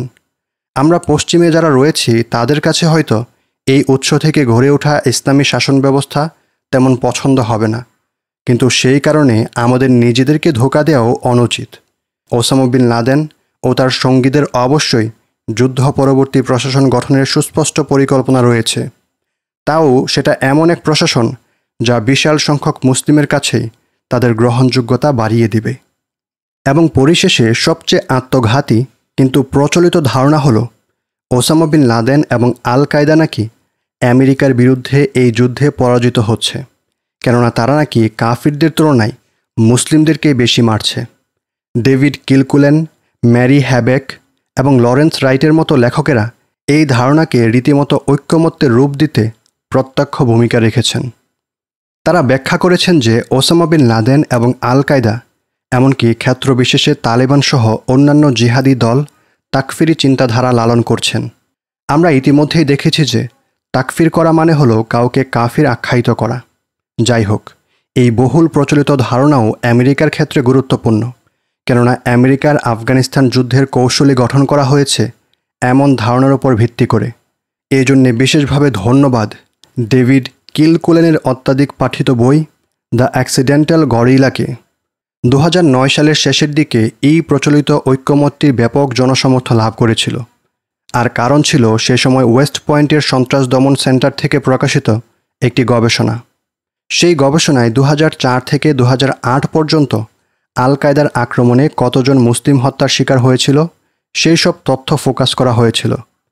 মিডিয়ার অনেকেই সেই গবেষণার ফলাফলকে একেবারে আল কায়দার পতনের আলামত হিসেবে দেখছিল। সেই গবেষণাকে তারা নিয়েছিল আল কায়দার যুদ্ধ তো আদতে মুসলিমদের বিরুদ্ধে বলে চালিয়ে দেওয়ার অন্যতম দলিল হিসেবে। আল কায়দার আক্রমণগুলোই পশ্চিমের পাশাপাশি মুসলিমদেরও কম বেশি ক্ষয়ক্ষতি হয়েছিল ঠিক। তাছাড়া এখনও এই যুদ্ধ মুসলিম অধ্যুষিত ভূখণ্ডেই পরিচালিত হচ্ছে। কিন্তু আরও প্রাসঙ্গিক হতো যদি 2004 থেকে 2008 মধ্যে আমেরিকার বাহিনী এবং এর মিত্রদের আক্রমণের ফলে সমগ্র মুসলিম বিশ্বে কিংবা শুধুমাত্র ইরাক ও আফগানিস্তানে মুসলিমদের প্রাণহানির হিসেব করা হতো। এটা কি নিশ্চিতভাবেই অনুমেয় না যে ওয়েস্ট পয়েন্টের সমীক্ষায় যে 450 জন মুসলিমকে আল কায়দার দ্বারা নিহত দাবি করা হয়েছে সেই সংখ্যাটা আসলে তার চেয়ে অনেক কম। এছাড়া ইসরায়েলের দ্বারা লেবাননে 2006 সালে এবং গাজায় 2008-এ কত সংখ্যক মুসলিমকে হত্যা করা হয়েছে, আর সবচেয়ে গুরুত্বপূর্ণ হলো তারা কি আসলেই বিশ্বাস করে মুসলিমরা বুঝেই না কে তাদেরকে নিরাপত্তা দিচ্ছে, আল কায়দা ও এর মিত্ররা নাকি প্রেসিডেন্ট মোবারক, আলজেরিয়ার জেনারেলরা এবং আলে সাউদেরা? সমস্যার গোড়া হলো পশ্চিমা বিশেষজ্ঞরা ইসলামী শরিয়াহ এর একটি সাধারণ মূলনীতিকে সর্বযুগের সমস্ত পরিস্থিতির ক্ষেত্রে প্রযোজ্য বলে ধরে নিয়ে বাড়াবাড়ি করে বেরিয়েছেন। আর সেই সাধারণ মূলনীতিটি হলো একজন মুসলিমের জন্যে অপর মুসলিমকে হত্যা করা নিষিদ্ধ। এটিকে একেবারে অকাট্য ধরে নিয়ে যে কোনো মুসলিমেরই এর থেকে বিচ্যুতি ঘটামাত্র পশ্চিমা পণ্ডিতেরা তাকে তাকফিরি আখ্যা দিয়ে বসেছেন। অথচ এই ব্যাপারটা একেবারেই অযৌক্তিক। এটা অনেকটা এইরকম বলার মতো যে দ্বিতীয় বিশ্বযুদ্ধে জার্মান এবং জাপানি ফ্যাসিবাদের বিরুদ্ধে পশ্চিমের রুখে দাঁড়ানো এবং নাস্তানাবুদ করা উচিত হয়নি, কারণ বাইবেলের প্রতিবেশীর প্রতি ভালোবাসা প্রদর্শন করো, কখনো হত্যা করো না ইত্যাদি একেবারে সমস্ত সময় এবং সমস্ত প্রেক্ষাপটে অকাট্যভাবে প্রযোজ্য। অথচ আমরা নিজেরাও জানি যে এই মূলনীতিগুলো এমন অকাট্য কিছু নয়, নইলে ওসামা বিন লাদেন কিংবা কোনো মুসলিমের জন্যে আত্মরক্ষায় যুদ্ধ করাটাও তো বৈধ হতো না। তাছাড়া এমন হলে তো রাসূল সাল্লাল্লাহু আলাইহি ওয়াসাল্লাম এবং তার সাহাবারাও নিজেদের প্রতিরক্ষা করতেন না। আর ফলাফলস্বরূপ জন্মলগ্নেই ইসলামের সমাধি রচিত হয়ে যেত। স্পষ্টভাবেই কুরআন এবং হাদিসে উক্ত মূলনীতিকে চূড়ান্তভাবে অকাট্য বোঝানো হয়নি।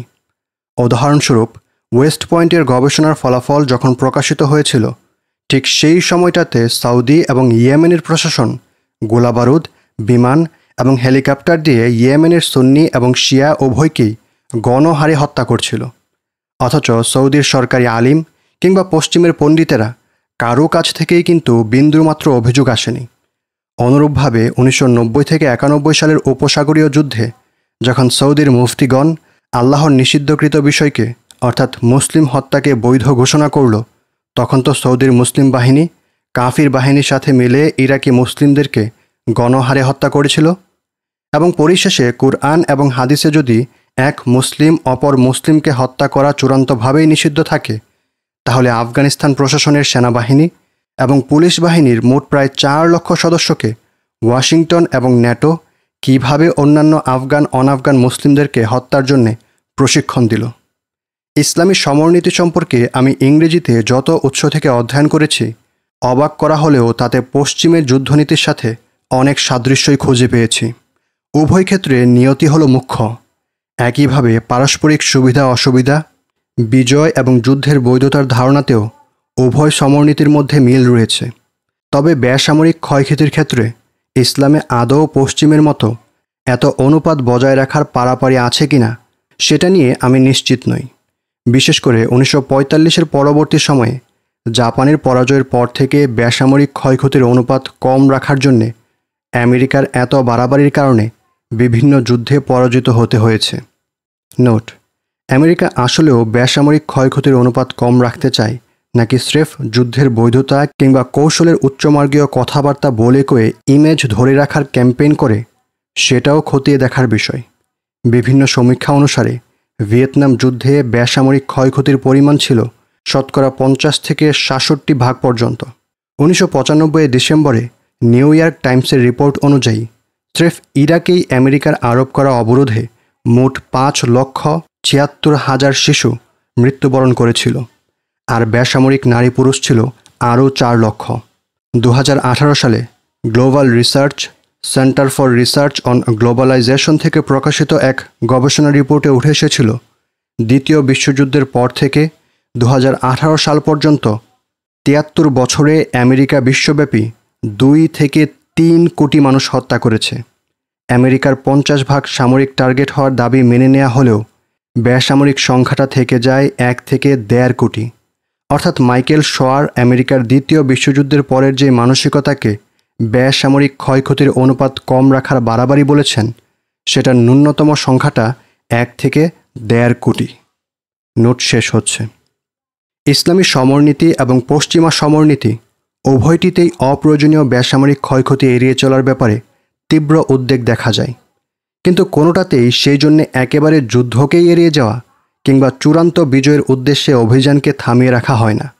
আর ইসলামের সমরনীতির ক্ষেত্রে সমস্ত আলিমেরাই ঐক্যমত্য যে কোনো মুসলিম ব্যক্তি বা দল অপর মুসলিমদের বিরুদ্ধে কাফিরদের হয়ে কাজ করলে, কাফিরদের সাথে মিলে যুদ্ধ করলে কিংবা সমর্থন দিলেও এই মুসলিম হত্যাযোগ্য বলে বিবেচিত হয়।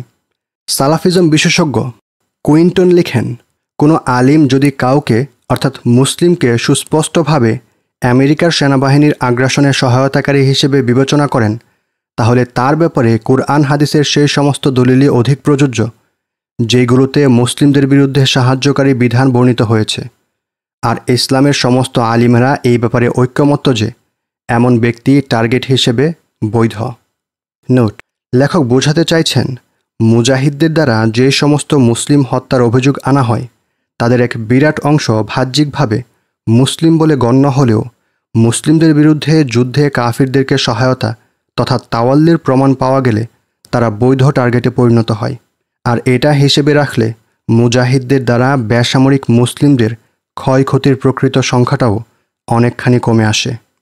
ইসলামিক অডিও বুকের পক্ষ থেকে নোট: আমরা এই অধ্যায়ে অনেকগুলো কনসেপ্টের সঠিক ধারণা বুঝতে পারছি। যেমন আপনারা জানেন, আমাদের সমাজে কিছু সংখ্যক মানুষ যারা গণতান্ত্রিকভাবে ইসলাম প্রতিষ্ঠা করতে চায়, যা কখনোই সম্ভব না, তারা জিহাদিদেরকে জিজ্ঞাসা করে তোমাদের কাছে কি এমন কোনো নীতি আছে, কিংবা এমন কোনো কৌশল আছে, কিংবা এমন কোনো নীতিমালা আছে যা দিয়ে তোমরা ক্ষমতায় যাবে এবং ক্ষমতায় যাওয়ার পর তা দিয়ে রাষ্ট্র পরিচালনা করবে? এখানে লেখকের লেখা থেকে আমরা সেগুলোর উত্তর দেখতে পাই। এছাড়াও আমরা এখানে একটা বিষয় স্পষ্টভাবেই দেখতে পাই। আমরা দেখি লেখক এখানে উল্লেখ করেছেন পশ্চিমা লেখকেরা যে সকল মুসলিমদের দলগুলো বিশ্বে জিহাদে লিপ্ত রয়েছে তাদেরকে তাকফিরি বা খারিজি বলে আখ্যায়িত করে। এবং লেখকের লেখা থেকে এই বিষয়টি স্পষ্ট যে যারা জিহাদের ব্যাপারে কিছু কথাবার্তা বলেন, যারা জিহাদের মূলনীতি এবং এর যে বিষয়গুলো রয়েছে যা এই বইটিতে ওসামা বিন লাদেনের ভাষ্য হিসেবে উল্লেখ করা হয়েছে, যদিও তা মূলত ইসলামের আলিম এবং গণ্যমান্য ইমামদের এবং হাদিস ও কুরআনের ভাষ্য, সেগুলোকে যখন বলা হয় তখন তাদেরকে, অর্থাৎ যারা এই কথাগুলো বলেন তাদেরকে তাকফিরি বা খারিজি বলে আখ্যায়িত করা হয়, তাদেরকে ব্যাশিং করা হয় এবং তাদেরকে ডিহিউম্যানাইজ করা হয়। এই বিষয়টা পুরোটাই এসেছে পশ্চিমা লেখকদের বইগুলো পড়ার কারণে। তারা পশ্চিমা লেখকদের লিখিত চিন্তাধারায় ব্রেনওয়াশড হয়ে যখনই কেউ উক্ত কথাগুলো তাদের মুখ থেকে ছুড়ে দেন, তখনই তারা এই কথাগুলোকে লুফে নিয়ে তাদের অন্তর থেকে পশ্চিমাদের শিখিয়ে দেয়া সেই বক্তব্য তাকফিরি এবং খারিজি বলে তাদেরকে আখ্যায়িত করেন এবং তাদেরকে না মানুষের কাতারে পৌঁছিয়ে দেন। এছাড়াও এখানে আরও অনেক বিষয় রয়েছে যেগুলো আমরা হর হামেশাই বিভিন্ন লেখকদের ফেসবুক, ইউটিউবের কমেন্ট বক্সে কিংবা লেখকদের লেখাতেও দেখতে পাই এবং সেগুলোর জবাব এই অধ্যায়টিতে রয়েছে। যদি আমরা চিন্তাশীল হই তাহলে আমরা আশা করি সেই জবাবগুলো খুঁজে বের করতে পারবো ইনশাআল্লাহ। আমি যদিও এখানে প্রত্যেকটি বিষয়কে উল্লেখ করছি না, তবে আমি আশা করি আপনারা সেগুলোকে চিন্তা ভাবনা করে খুঁজে বের করবেন এবং ওই মানুষগুলোর উত্তর আপনারা নিজেরাই দিতে পারবেন এবং নিজেদের অন্তরকে প্রশান্ত করতে পারবেন। ইসলামিক অডিও বুকের নোট শেষ হচ্ছে। আমি পূর্বেই প্রতিষ্ঠা করেছি যে ওসামা বিন লাদেন এবং তার সহকর্মীরা কখনোই তাকফিরি চিন্তাধারার অধিকারী ছিলেন না এবং তারা সবসময় এমন চিন্তাধারার লোকেদের সাথে প্রকাশ্য সম্পর্কচ্ছেদের ঘোষণা দিয়েছেন। সৌদি শাসকদেরকে উদ্দেশ্য করে ওসামা বিন লাদেন বলেছিলেন, আমরা গণহারে তাকফির করি না, আর আমরা অবহেলা করে মুসলিমদের রক্তও ঝরাই না, কিন্তু যদি মুজাহিদদের কোনো অপারেশনে কিছু মুসলিম নিহত হয়ে যায় তাহলে তা বৈধ বিষয়েই অন্তর্ভুক্ত। এছাড়াও আমরা দেখেছি যে সুদানে এবং আফগানিস্তানে ওসামা বিন লাদেন নিজেও একাধিকবার স্বঘোষিত তাকফিরিদের টার্গেট হয়েছিলেন। তবে কোনো সন্দেহ নেই যে ওসামা বিন লাদেন এবং তার সহকর্মীরা তাকফিরি অভিযোগটিকে খুব গুরুত্বের সাথেই নিতেন, আর তারা এমন অভিযোগকে কখনোই প্রকাশ্যে শক্তভাবে রদ করতে ছাড়েননি। তারা জানতেন যে এই ধরনের একটি আখ্যা মুসলিমদের মাঝে তাদের সমর্থন এবং তাদের আবেদনকে ক্ষতিগ্রস্ত করবে। 6ষ্ঠ অধ্যায়ে যেমনটা আলোচনা করা হয়েছিল, আল কায়দার জন্যে 9/11 পরবর্তী সবচেয়ে বড় কৌশলগত হুমকি হয়ে দাঁড়িয়েছিল ইরাকে আবু মুসআব আজ-জারকাউইর তাকফিরি ধ্যান ধারণা ও কার্যক্রম। এভাবে আল কায়দার নিজস্ব একজনই সংগঠনটির মারাত্মক ক্ষতি সাধন করেছিল এবং ইরাকে ওয়াশিংটন এবং তার মিত্রদের আরও বড় ধরনের ভরাডুবি থেকে বাঁচিয়ে দিয়েছিল। কিন্তু তার চেয়েও নির্মম পরিহাস হল আমেরিকা কর্তৃক জারকাউইর হত্যাকাণ্ড ইরাকে আল কায়দার পতনকে ঠেকিয়ে দিয়েছিল এবং সেখানে সংগঠনটিকে পুনর্গঠনের সুযোগ করে দিয়েছিল। ওসামা বিন লাদেন এবং তার সহযোদ্ধারা যদি তাকফিরি না হয়ে থাকেন তাহলে তারা আসলে কি? অবশ্যই ওসামা বিন লাদেনের ক্ষেত্রে ওহাবি এবং সালাফি শব্দদ্বয়ের প্রয়োগই বেশি, কিন্তু আমার মতে সালাফি শব্দটাই বেশি মানানসই। অধ্যাপক খালেদ ফাদল সালাফি ধারা এবং ওহাবি ধারার মধ্যে একটি মৌলিক পার্থক্য নিরূপণ করেছেন, আর তা হল ওহাবি ধারা বৈচিত্র্য এবং মত পার্থক্যের প্রতি তুলনামূলকভাবে অনেক কম সহনশীল। উদাহরণস্বরূপ, সৌদি ওহাবি ধারার আচরণে নিজেদের প্রতি এমন এক ধরনের শ্রেষ্ঠত্ব দেখা যায়, একই সাথে ভিন্ন ধারার প্রতি এবং অনারবদের প্রতি এক ধরনের অবজ্ঞা এবং অসহনশীল আচরণও দেখা যায়। আর সেরকমটা আল কায়দার মধ্যে থাকলে তা সংগঠনটির অভ্যন্তরীণ ঐক্য বিনষ্ট করত। নোট: প্রকৃতপক্ষে সকল চিন্তাধারার লোকেদের মধ্যেই চরমপন্থা, দলান্ধতা ইত্যাদি রয়েছে, আবার উদারপন্থা, আন্তরিকতাও কম বেশি সকল দলের কিছু সদস্যের মধ্যে বিদ্যমান।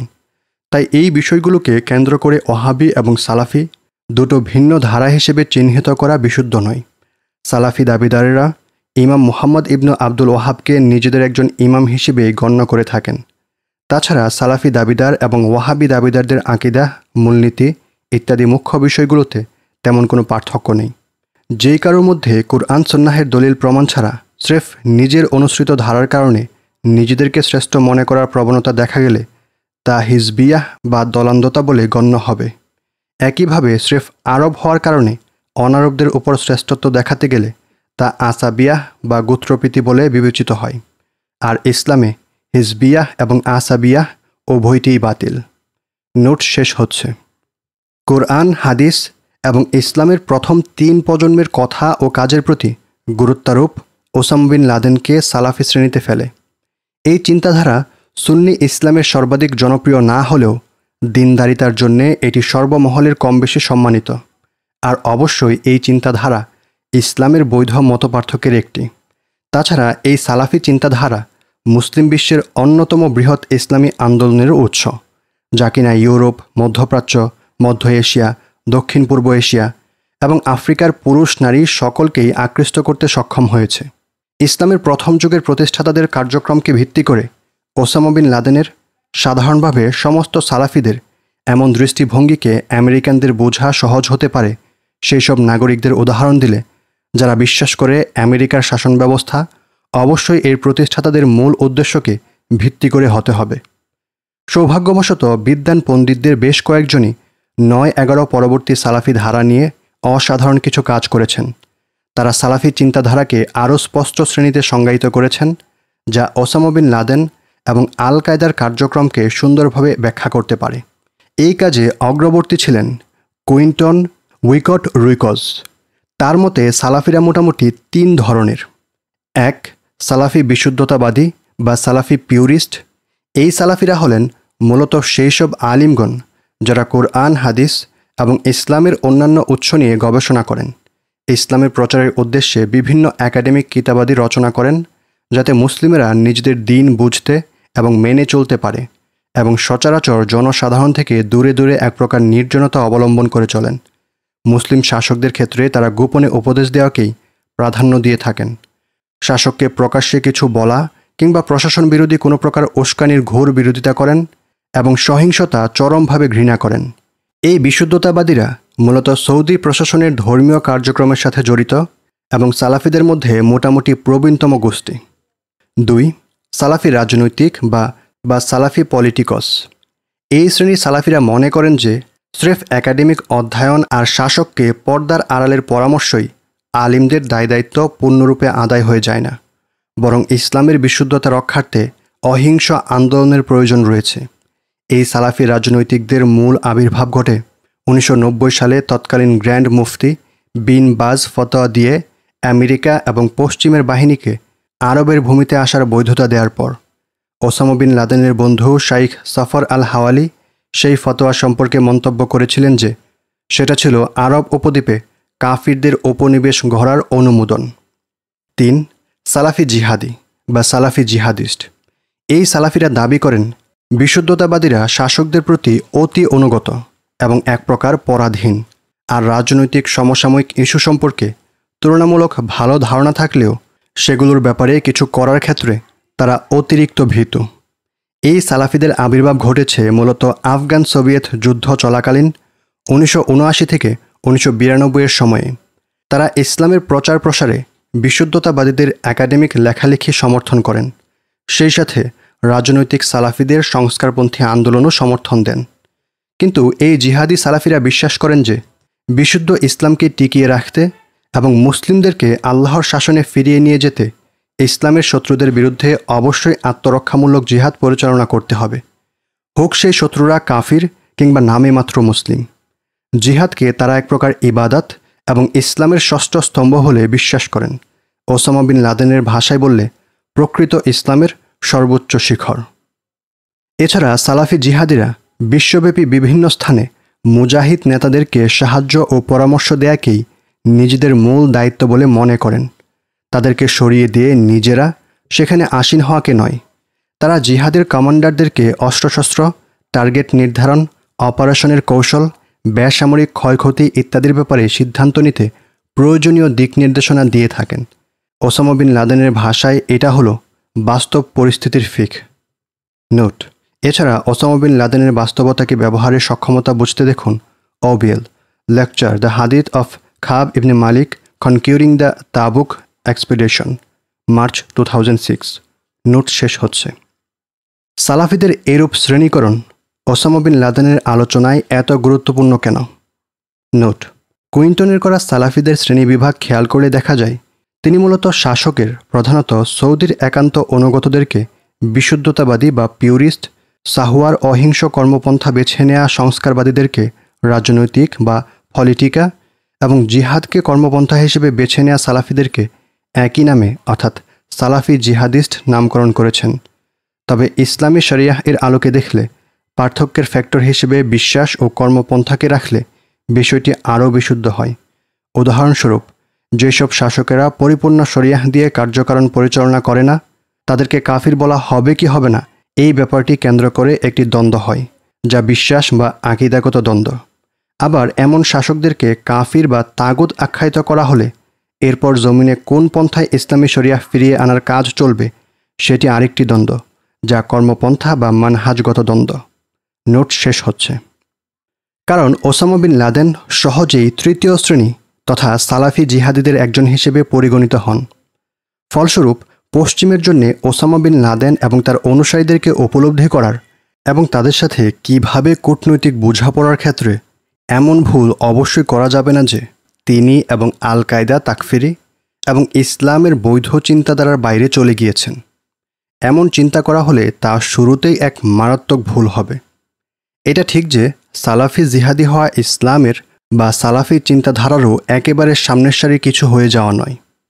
কিন্তু পশ্চিম যদি সত্যিই ওসামা বিন লাদেনের প্রভাবকে দমন করতে চায়, তাহলে সাথে এটাও বোঝা গুরুত্বপূর্ণ যে তিনি একজন ভালো মুসলিম এবং তার সাথে ভিন্ন চিন্তাধারার মুসলিমদের এক বিশাল অংশের নিকটও তিনি একজন ভালো মুসলিম হিসেবেই সমাদৃত। আল কায়দার সামরিক নীতি নিয়ে হয়তো মুসলিমদের অনেকেই দ্বিমত পোষণ করে, কিন্তু ওসামা বিন লাদেন যে একজন ভালো মুসলিম, এই ব্যাপারে তাদের মধ্যে কোনো সন্দেহ নেই। এমনকি সালাফি চিন্তাধারায় তার বিশুদ্ধতাবাদী এবং রাজনৈতিক প্রতিদ্বন্দ্বীদের অনেকেই তাকে বাতিল বলে দেন না, বরং তারা তাকে বেনিফিট অফ ডাউট দেন এবং তাওবার দিকে আহ্বান করেন। ওসামা বিন লাদেন যে ইসলামের ওপরেই আছেন এবং তাকে যে সেভাবেই মূল্যায়ন করতে হবে, এই ব্যাপারটাকে আরও জোর দিতে শাইখ আবু মুহাম্মদ আল মাকদিসির মতামতও প্রণিধানযোগ্য। বর্তমানে বেঁচে থাকা জিহাদি তাত্ত্বিকদের মধ্যে শাইখ মাকদিসি অন্যতম শ্রদ্ধাভাজন এবং প্রভাবশালী একজন, যাকে অনেক সময় সালাফি জিহাদিদের মুফতি সাহেব হিসেবে ডাকা হয়। তার জন্ম 1959 সালে পশ্চিম তীরের নাবলুসে। কৈশোরের সময় থেকেই তিনি সালাফি আলিমদের দ্বারা প্রভাবিত হন। পরবর্তীতে তিনি পর্যায়ক্রমে জর্ডান, কুয়েত এবং সৌদি আরব ভ্রমণ করেন। আফগানিস্তানে সোভিয়েত বিরোধী জিহাদ শুরু হলে তিনি পাকিস্তান চলে যান। সেখানে তিনি জিহাদ বিষয়ে লেখালেখি করতে শুরু করেন এবং সেখানেই আবু মুসআব আজ জারকাউইর সাথে তার প্রথম সাক্ষাৎ হয়। পরবর্তীতে জর্ডানে উভয়ই গ্রেফতার হলে শাইখ মাকদিসি জারকাউইর প্রশিক্ষক হয়ে ওঠেন। বিভিন্ন ঘটনা প্রবাহের পর 2003-এ ইরাক যুদ্ধ শুরু হলে শাইখ মাকদিসি জারকাউইর চরমপন্থী কার্যক্রম ও পদ্ধতির সমালোচনাও করেন। ইরাকে আমেরিকা জোটের বিরুদ্ধে জিহাদরত অবস্থায় তার এক সন্তান শহীদ হয়। 2008-এর মার্চে জর্ডানের প্রশাসন তাকে কারাগার থেকে মুক্তি দিয়েছিল। তবে এটা লেখার সময়কার অর্থাৎ 2011-এ বিভিন্ন মিডিয়া রিপোর্ট অনুযায়ী জর্ডান পুলিশ তাকে আবারও গ্রেফতার করেছে। সালাফি জিহাদিদের মধ্যে শাইখ মাকদিসির মতামত ব্যাপকভাবে গৃহীত হয়ে থাকে। এমনকি সালাফি বিশুদ্ধতাবাদী এবং রাজনৈতিকদের অনেকেও তা গ্রহণ করে। এই মতামতগুলোর মধ্যে অন্যতম হল গণতন্ত্রকে একটি স্বতন্ত্র কুফরি ধর্ম হিসেবে প্রত্যাখ্যান করা, বর্তমান আরব শাসকদেরকে পশ্চিমের দালাল আখ্যা দেওয়া, শাসকেরা একমাত্র এবং পরিপূর্ণভাবে শরিয়াহ দ্বারা শাসন না করলে তাদেরকে তাগুত বলে ঘোষণা করা, সৌদি আরবকে দারুল হার্ব বলে ঘোষণা করা, গণহারে তাকফির থেকে বেঁচে থেকে সেই সমস্ত ব্যক্তি ও দলের ক্ষেত্রে নির্দিষ্ট তাকফিরের সমর্থন দেয়া, যাদের কাজ স্পষ্টভাবেই ঈমানকে নাকচ করে দেয়। উদাহরণস্বরূপ, মুসলিমদের বিরুদ্ধে কাফিরদের হয়ে কাজ করা বা সমর্থন দেয়া, মুসলিম রাষ্ট্রগুলোর সাথে কাফির রাষ্ট্রগুলোর, বিশেষ করে আমেরিকার সমস্ত চুক্তি এবং ঐক্যের অবসান ঘটানো, কেননা তারা ইসলামকে অস্বীকার করে। জিহাদ পরিচালনা কেবল শত্রুর ক্ষতি সাধনের উদ্দেশ্যে সীমাবদ্ধ না রেখে সাথে উম্মার ঐক্যের প্রতিও গুরুত্বারোপ করা এবং পরিশেষে জিহাদের মুখ্য উদ্দেশ্য হিসেবে মন্দের উপর সত্যের বিজয়কে ফোকাস না করে বরং একটি ইসলামী রাষ্ট্র গঠন করাকে নির্ধারণ করা। সচেতন পাঠকেরা হয়তো খেয়াল করেছেন যে শাইখ আসিম আল মাকদিসির ধর্মীয় মতামতগুলো মোটেই ইসলামের বাইরের কিছু নয়। তাছাড়া ওসামা বিন লাদেনও প্রতিরক্ষামূলক জিহাদের দিকে আহ্বান করতে যেসব যুক্তি প্রমাণ ব্যবহার করেন সেগুলোর সাথেও শাইখ মাকদিসির বক্তব্য ও অবস্থান অনেকাংশেই মিলে যায়। শাইখ মাকদিসি অবশ্যই ওসামা বিন লাদেনকে আলিম ভাবেন না, কিন্তু নিজ দিনের একজন আন্তরিক সাহায্যকারী হিসেবে তিনি ওসামা বিন লাদেন সম্পর্কে কেমন ধারণা রাখেন? 2009 সালে শাইখ মাকদিসির একটি প্রবন্ধের দুটো অনুচ্ছেদ এই ক্ষেত্রে প্রণিধানযোগ্য। শাইখ ওসামা বিন লাদেন হলেন এই যুগের মুজাহিদদের ইমাম। তিনি তার দিনকে সহায়তা করার জন্যে যা কিছু করেছেন তা কেবল কাফিরেরা এবং জালিম শাসকদের আনুগত্যকারী স্বার্থান্বেষী মুনাফিকেরা ছাড়া আর কেউ অস্বীকার করতে পারে না। এহেন সত্য তো কেবল সেই সমস্ত মূর্খ ভীরুরাই অস্বীকার করতে পারে যারা নিজেদের দিন এবং অবিচ্ছেদ্য অংশ জিহাদ সম্পর্কে অজ্ঞ, যারা দিনের প্রতি ওসামা বিন লাদেনের আন্তরিকতার জন্যে আল্লাহ তাকে যে মর্যাদা ও বিজয় দিয়েছেন তা নিয়ে ঈর্ষান্বিত। শাইখ ওসামা বিন লাদেনের সাথে দেখা করার সৌভাগ্য কখনো আমার হয়নি, যদিও আফগানিস্তানে আল কায়দা প্রতিষ্ঠার পর আমি সংগঠনটির ক্যাম্পে এবং পরবর্তী সময়ে পেশোয়ারে এর আইনশাস্ত্র কেন্দ্রের লেকচারগুলোতে অংশগ্রহণ করেছিলাম। শাইখ ওসামা বিন লাদেন আল্লাহর বিধানকে প্রতিষ্ঠা করতে চান এবং সেই সমস্ত কাফিরদের বিরুদ্ধে যুদ্ধ করতে চান যারা উম্মার ভূমি দখল করেছে এবং সম্পদ লুটপাট করেছে। তিনি নিপীড়িত নারী ও শিশুদের সুরক্ষা দিতে চান এবং বন্দীদের মুক্ত করতে চান।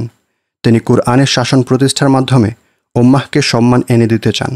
তিনি হোয়াইট হাউসের ওপর সেই পতাকা উত্তোলন করতে চান যেখানে লেখা থাকবে লা ইলাহা ইল্লাল্লাহ। তিনি সেই ইহুদি ক্রুসেডারদের বিরুদ্ধে লড়তে চান যারা মুসলিমদের কাছ থেকে আল আকসাকে ছিনিয়ে নেওয়ার চক্রান্তে লিপ্ত, যারা এখনও শিশু হত্যা এবং আমাদের মা বোনেদের সম্মানহানি করার মতো জঘন্য অপরাধে লিপ্ত। সহজ ভাষায় বললে শাইখ ওসামা নববী পন্থায় এক হাতে কুরআন এবং অপর হাতে অস্ত্র নিয়ে একটি ন্যায়নিষ্ঠ খিলাফত প্রতিষ্ঠার দিকে এগিয়ে যাচ্ছেন। এই সব কিছুই ওসামা বিন লাদেন এবং আল কায়দার ব্যাপারে হিংস্র তাকফিরি হওয়ার অপবাদ ঘুচিয়ে দেয়। তাছাড়াও আফগানদের প্রায় সবাই তো সুন্নি ইসলামের খুবই শিথিল মাযহাব অনুসরণ করে। আবদুল্লাহ আনাসের ভাষ্যমতে তারা হানাফি মাযহাবের কঠোর অনুসারী, কিন্তু ওসামা বিন লাদেন এবং তার অনুসারীরা তো আফগানিস্তানে রীতিমতো দাপিয়ে বেরিয়েছেন, অথচ তারা কেবল সালাফিই নন, বরং ইসলামের 4 মাযহাবের সবচেয়ে কঠোরটিরই অনুসরণ করে থাকেন, যে মাযহাব ইমাম আহমদ 8ম শতাব্দীতে গোড়াপত্তন করেছিলেন। আরও একবার আব্দুল বারী আতওয়ানি সুস্পষ্ট ব্যাপারটা পশ্চিমা পণ্ডিতদের জন্য সহজ করে ব্যাখ্যা করে দিতে পেরেছেন।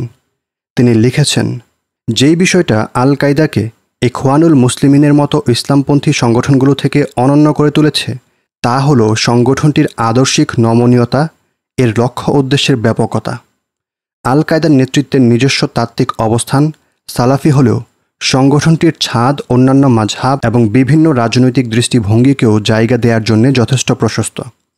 আল কায়দার সদস্য ও সমর্থকদের মধ্যে ওহাবি, শাফেই, মালিকি, হাম্বালি, হানাফি, এক কথায় সকল ঘরানার মানুষই রয়েছে। এমনকি তাদের অনেকে তো এমনও আছেন যাদের চিন্তাধারা ও কার্যক্রম সালাফি চিন্তাধারার সাথে সরাসরি সাংঘর্ষিক।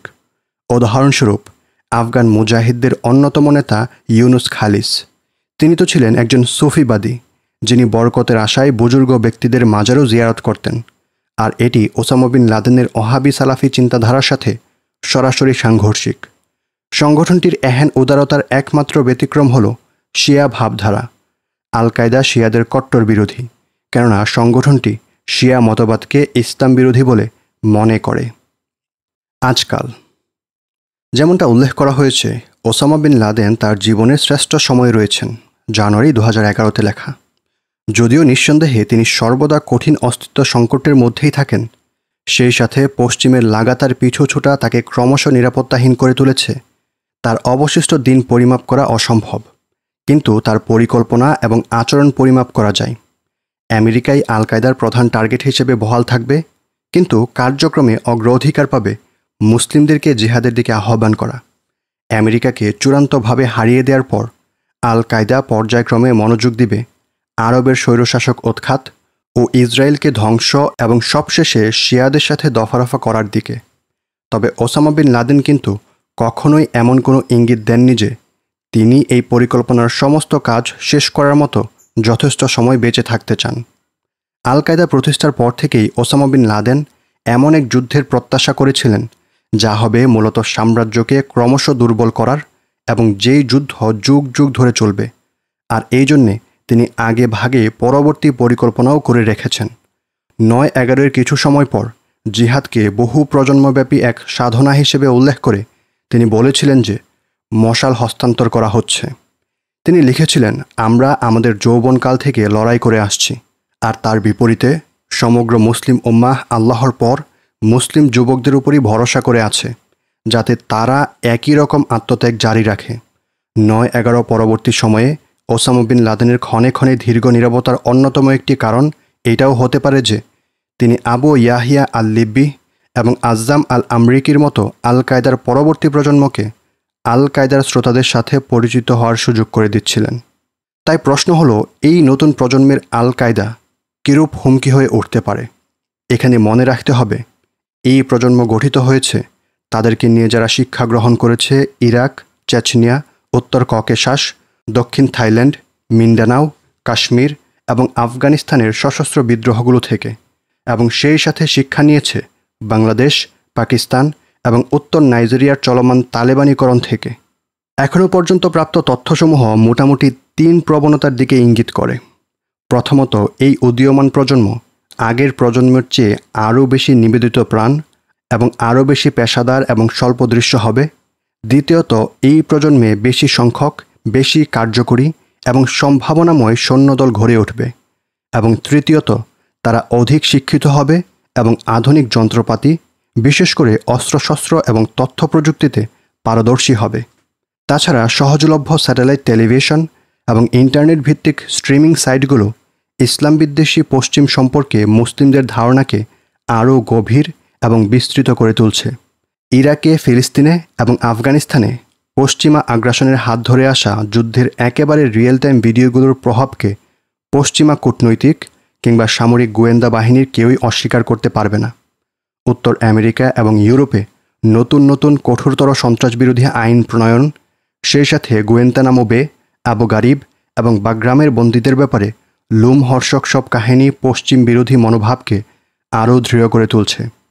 দুটি প্রধান একেশ্বরবাদী ধর্মের মৌলিকীকরণ ইতিমধ্যেই মৌলবাদী ইসলামের জন্য সহায়ক পরিবেশ সৃষ্টি করেছে।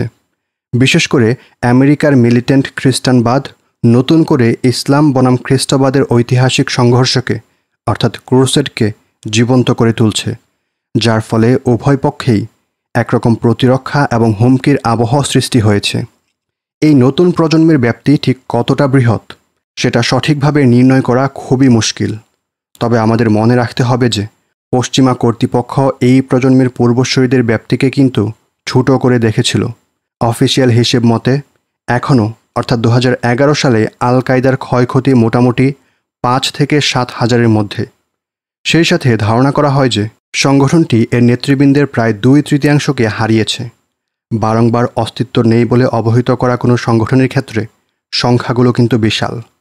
অপরদিকে আমেরিকার অসাধারণ গোয়েন্দা কার্যক্রমের সাথে যোগ করতে হয় যে আল কায়দার অধিকাংশ নেতৃত্ব হারানোর কারণ ছিল তাদের কম বেশি অসচেতনতা। উদাহরণস্বরূপ ওয়ালি খান, খালিদ শেখ মোহাম্মদ এবং শাইখ আল লিব্বি প্রমুখেরা ইসলামপন্থী হিসেবে অনেক বেশি অতিসজ্জিত, সর্বজনীন, এক কথায় অনেক বেশি রোমাঞ্চপ্রবণ ছিলেন। তাদের কাজকর্মে বেপরোয়া ভাব ছিল, যেন কোনো বুলেট কিংবা কারাগারি তাদের জন্য না। তারা যে আটক হয়েছিলেন সেটার এক বিরাট অংশই ছিল বিপদের ব্যাপারে তাদের ভাবলেশহীনতার কারণেই। আজকের সময়ে আল কায়দা তার নতুন প্রজন্মের মুজাহিদদেরকে পুরনোদের হয়ে যাওয়া ভুলগুলো অধ্যয়ন করে সেখান থেকে শিক্ষা নিতে বলে। আজকের প্রজন্মকে দীক্ষা দেওয়া হয় যে পশ্চিমের বিরুদ্ধে সংঘর্ষে নিরাপত্তার ইস্যুই সর্বাগ্রে প্রাধান্য পাবে। আল কায়দার এক নেতা সংগঠনটির নতুন প্রজন্মকে উদ্দেশ্য করে লিখেছিলেন, যতদিন না পর্যন্ত ইসলামী আন্দোলন নিরাপত্তার বিষয়টিকে গুরুত্বের সাথে নিচ্ছে ততদিন পর্যন্ত প্রতিশ্রুত বিজয় তার আগমনের জন্য আবশ্যক এই উপাদানটির অভাবেই রয়ে যাবে। নোট: আল আনসারের কথাগুলো ওসামা বিন লাদেনের চিন্তাকে আরও শানিত করেন, কেননা ওসামা বিন লাদেন মনে করতেন মুসলিমদের সমস্যার জন্য তারা নিজেরাই দায়ী, তাদের ব্যর্থতাই কাফিরদেরকে বিজয়ের সুযোগ এনে দেয়। নোট শেষ হচ্ছে। আল কায়দা এবং তার মিত্ররা ক্রমশই শিক্ষিত মধ্যবিত্ত এবং উচ্চ মধ্যবিত্ত শ্রেণী থেকেই তাদের সদস্য সংগ্রহ করছে, যারা কিনা সহজেই পশ্চিমের রীতিনীতিকে প্রত্যাখ্যান করতে পারে এবং যারা সর্বাধুনিক প্রযুক্তিকেও অলিঙ্গন করতে প্রস্তুত। যোদ্ধাদের টেকনিশিয়ানেরা এমন সব দূরপাল্লার বিস্ফোরক বা আইইডি এবং গাড়ি বোমা উৎপাদন জারি রেখেছে যেগুলো কিনা আমেরিকার ট্র্যাকার বা জ্যামারকেও ফাঁকি দিতে পারে। নিঃসন্দেহে আমাদের নতুন প্রতিরক্ষা প্রযুক্তিগুলো একে একে যোদ্ধাদের প্রযুক্তির কাছে হার মানছে। এর উপর আল কায়দার রসদ সরবরাহকারী এবং প্রশিক্ষকেরা ইয়েমেন, থাইল্যান্ড, সোমালিয়া এবং পাকিস্তানের যোদ্ধাদের মধ্যে আইইডি উৎপাদন কৌশল ছড়িয়ে দিয়েছে। ওসামা বিন লাদেনের মিডিয়াও আধুনিক প্রযুক্তিময়, বাস্তবধর্মী এবং সর্বব্যাপী। তারা টার্গেটসমূহে মুজাহিদদের আক্রমণের একেবারে লাইভ ভিডিও, মুজাহিদ নেতাদের সাক্ষাৎকার ইত্যাদি প্রভাব বিস্তারকারী কন্টেন্ট বানিয়ে 24/7 ছড়িয়ে দিতে থাকে। সর্বোপরি এই নতুন প্রজন্মের সামনে রয়েছে আধুনিক সালাহ উদ্দিন, ওসামা বিন লাদেনের উজ্জ্বল দৃষ্টান্ত অনুসরণের সুযোগ। তিনি তাদের অনুপ্রেরণা, সেটা তিনি রোল মডেল হন বা না হন। যদিও আমরা এখনও ওসামা বিন লাদেনের মতো এক শক্তিশালী শত্রুর মুখোমুখিই আছি, কিন্তু পশ্চিম অবশ্যই বিন লাদেন পরবর্তী যুগে এমন এক প্রজন্মের মুখোমুখি হতে যাচ্ছে যারা একই সাথে হবে স্বল্প দৃশ্যমান এবং অধিক ক্ষিপ্ত।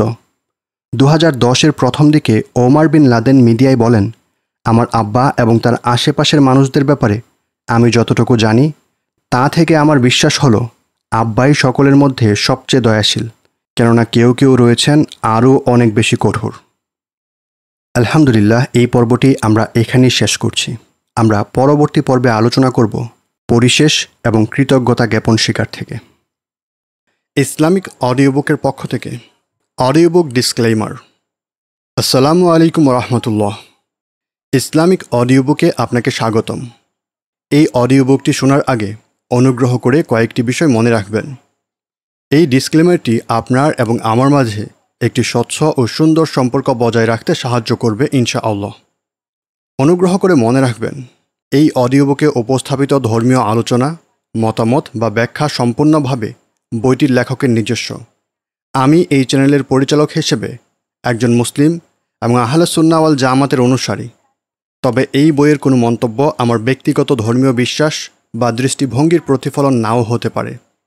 ধর্মীয় যে কোনো বিষয়ে সিদ্ধান্ত গ্রহণের জন্যে অনুগ্রহ করে বিজ্ঞ আলেম বা নির্ভরযোগ্য ধর্মীয় উৎসের সহায়তা নিন। এই চ্যানেলের উদ্দেশ্য কোনো রাজনৈতিক বা সাম্প্রদায়িক বিতর্ক সৃষ্টি করা নয়। অডিও বুকে যদি কোনো রাজনৈতিক বা সাম্প্রদায়িক প্রসঙ্গ এসে থাকে তবে তা কেবল বইয়ের কথোপকথনের অংশ হিসেবেই বিবেচ্য। এর মাধ্যমে কোনো নির্দিষ্ট রাজনৈতিক দল, গোষ্ঠী বা সম্প্রদায়ের প্রতি সমর্থন বা বিরোধিতা প্রকাশ করা হচ্ছে না। আমাদের লক্ষ্য সম্প্রীতি বজায় রাখা, বিভেদ সৃষ্টি করা নয়। এই অডিও বুকে উপস্থাপিত কোনো তথ্যকে আইনি বা নৈতিক উপদেশ হিসেবে গ্রহণ করবেন না। প্রয়োজনে সর্বদা একজন যোগ্যতা সম্পন্ন আইনজীবীর পরামর্শ নিন। বইয়ের চরিত্র বা ঘটনার নৈতিক বিশ্লেষণ লেখকের নিজস্ব এবং তা আপনার ব্যক্তিগত নৈতিকতার সাথে নাও মিলতে পারে। আমরা সকল প্রকার সন্ত্রাস, চরমপন্থা এবং যে কোনো ধরনের হিংসাত্মক কার্যকলাপের তীব্র নিন্দা জানাই। এই চ্যানেলের কোনো বিষয়বস্তু যদি সন্ত্রাস বা চরমপন্থাকে সমর্থন করে বলে মনে হয় তবে তা সম্পূর্ণরূপে লেখকের অনিচ্ছাকৃত এবং আমরা এর জন্য দায়ী নই। আমাদের উদ্দেশ্য শান্তি এবং ইসলামের প্রচার করা। প্রতিটি বই তার নিজস্ব বার্তা বহন করে। আমাদের পরিবেশিত অডিও বুক আপনার নিজস্ব ব্যাখ্যা এবং বিশ্লেষণ থেকে সম্পূর্ণই মুক্ত। আপনি যদি এই অডিও বুক বা এই বই থেকে কোনো ধরনের ভুল বা বিভ্রান্তিকর বিষয় বুঝে থাকেন তার জন্যে চ্যানেল কর্তৃপক্ষ দায়ী নয়। একইভাবে বইয়ের কোনো বিষয়বস্তু যদি আপনার ব্যক্তিগত জীবনে কোনো ধরনের নেতিবাচক প্রভাব ফেলে তার জন্যেও চ্যানেল কর্তৃপক্ষ দায়ী থাকবে না। বই পড়ুন, জ্ঞান অর্জন করুন, তবে প্রতিটি বিষয় নিজের বিবেক দিয়ে বিচার বিশ্লেষণ করে গ্রহণ করুন। এই অডিও বুকটি মূলত শিক্ষামূলক এবং গবেষণা ও বিনোদনের উদ্দেশ্যে তৈরি করা। আমাদের প্রচেষ্টা থাকবে সর্বোচ্চ সুন্দর ও রুচিশীল অডিও বুক আপনাদের উপহার দেয়া। ধন্যবাদ আনতে ইসলামিক অডিও বুক। আমরা একটি অলাভজনক ইউটিউব চ্যানেল, তাই আমাদের ভালো আর্টিস্ট নেই যারা সুন্দর সুকণ্ঠে অডিও বুক রেকর্ড করতে পারেন। তাই অবশ্যই আমাদের এই ব্যাপারটি ক্ষমাসুন্দর দৃষ্টিতে দেখার অনুরোধ রইল। আমরা নিজেরাই সম্পূর্ণ স্ব উদ্যোগে এই চ্যানেলটি পরিচালনা করি, তাই আমাদের কাজে যথেষ্ট পরিমাণ সীমাবদ্ধতা রয়েছে। যেহেতু আমি নিজেই এককভাবে সকল অডিও রেকর্ড করি, তাই ভাষায় এবং উচ্চারণে আমার আঞ্চলিকতার জন্যে আমি সকলের কাছে ক্ষমা প্রার্থনা করি। আপনাদের কাছে যদি এই অডিও বুকটি ভালো লাগে, তাহলে অবশ্যই আপনারা এই বইটি কিনে নিজের সংগ্রহে রাখতে পারেন। এই বইটি হতে পারে আপনার পরবর্তী প্রজন্মের একটি হাতিয়ার। এছাড়াও আমরা সকলকে অনুরোধ করব, আপনারা অবশ্যই আমাদের ভিডিওতে কমেন্ট, লাইক এবং শেয়ার করুন। আপনাদের কাছে ভালো না লাগলেও সেটিও কমেন্টে উল্লেখ করতে পারেন, কারণ আপনাদের করা প্রতিটি কমেন্ট এবং লাইক ইউটিউব অ্যালগরিদমকে এটি বোঝাতে সক্ষম হয় যে এই ভিডিওটি অন্যদের কাছে প্রচারযোগ্য। তাই আমরা আশা করব দ্বীনের দাওয়াহ এর উদ্দেশ্যে আপনারা অবশ্যই এই ভিডিওটিতে কমেন্ট করবেন এবং লাইক এবং শেয়ার করে আমাদের পাশে থাকবেন। يا ربي إني أسألك العافية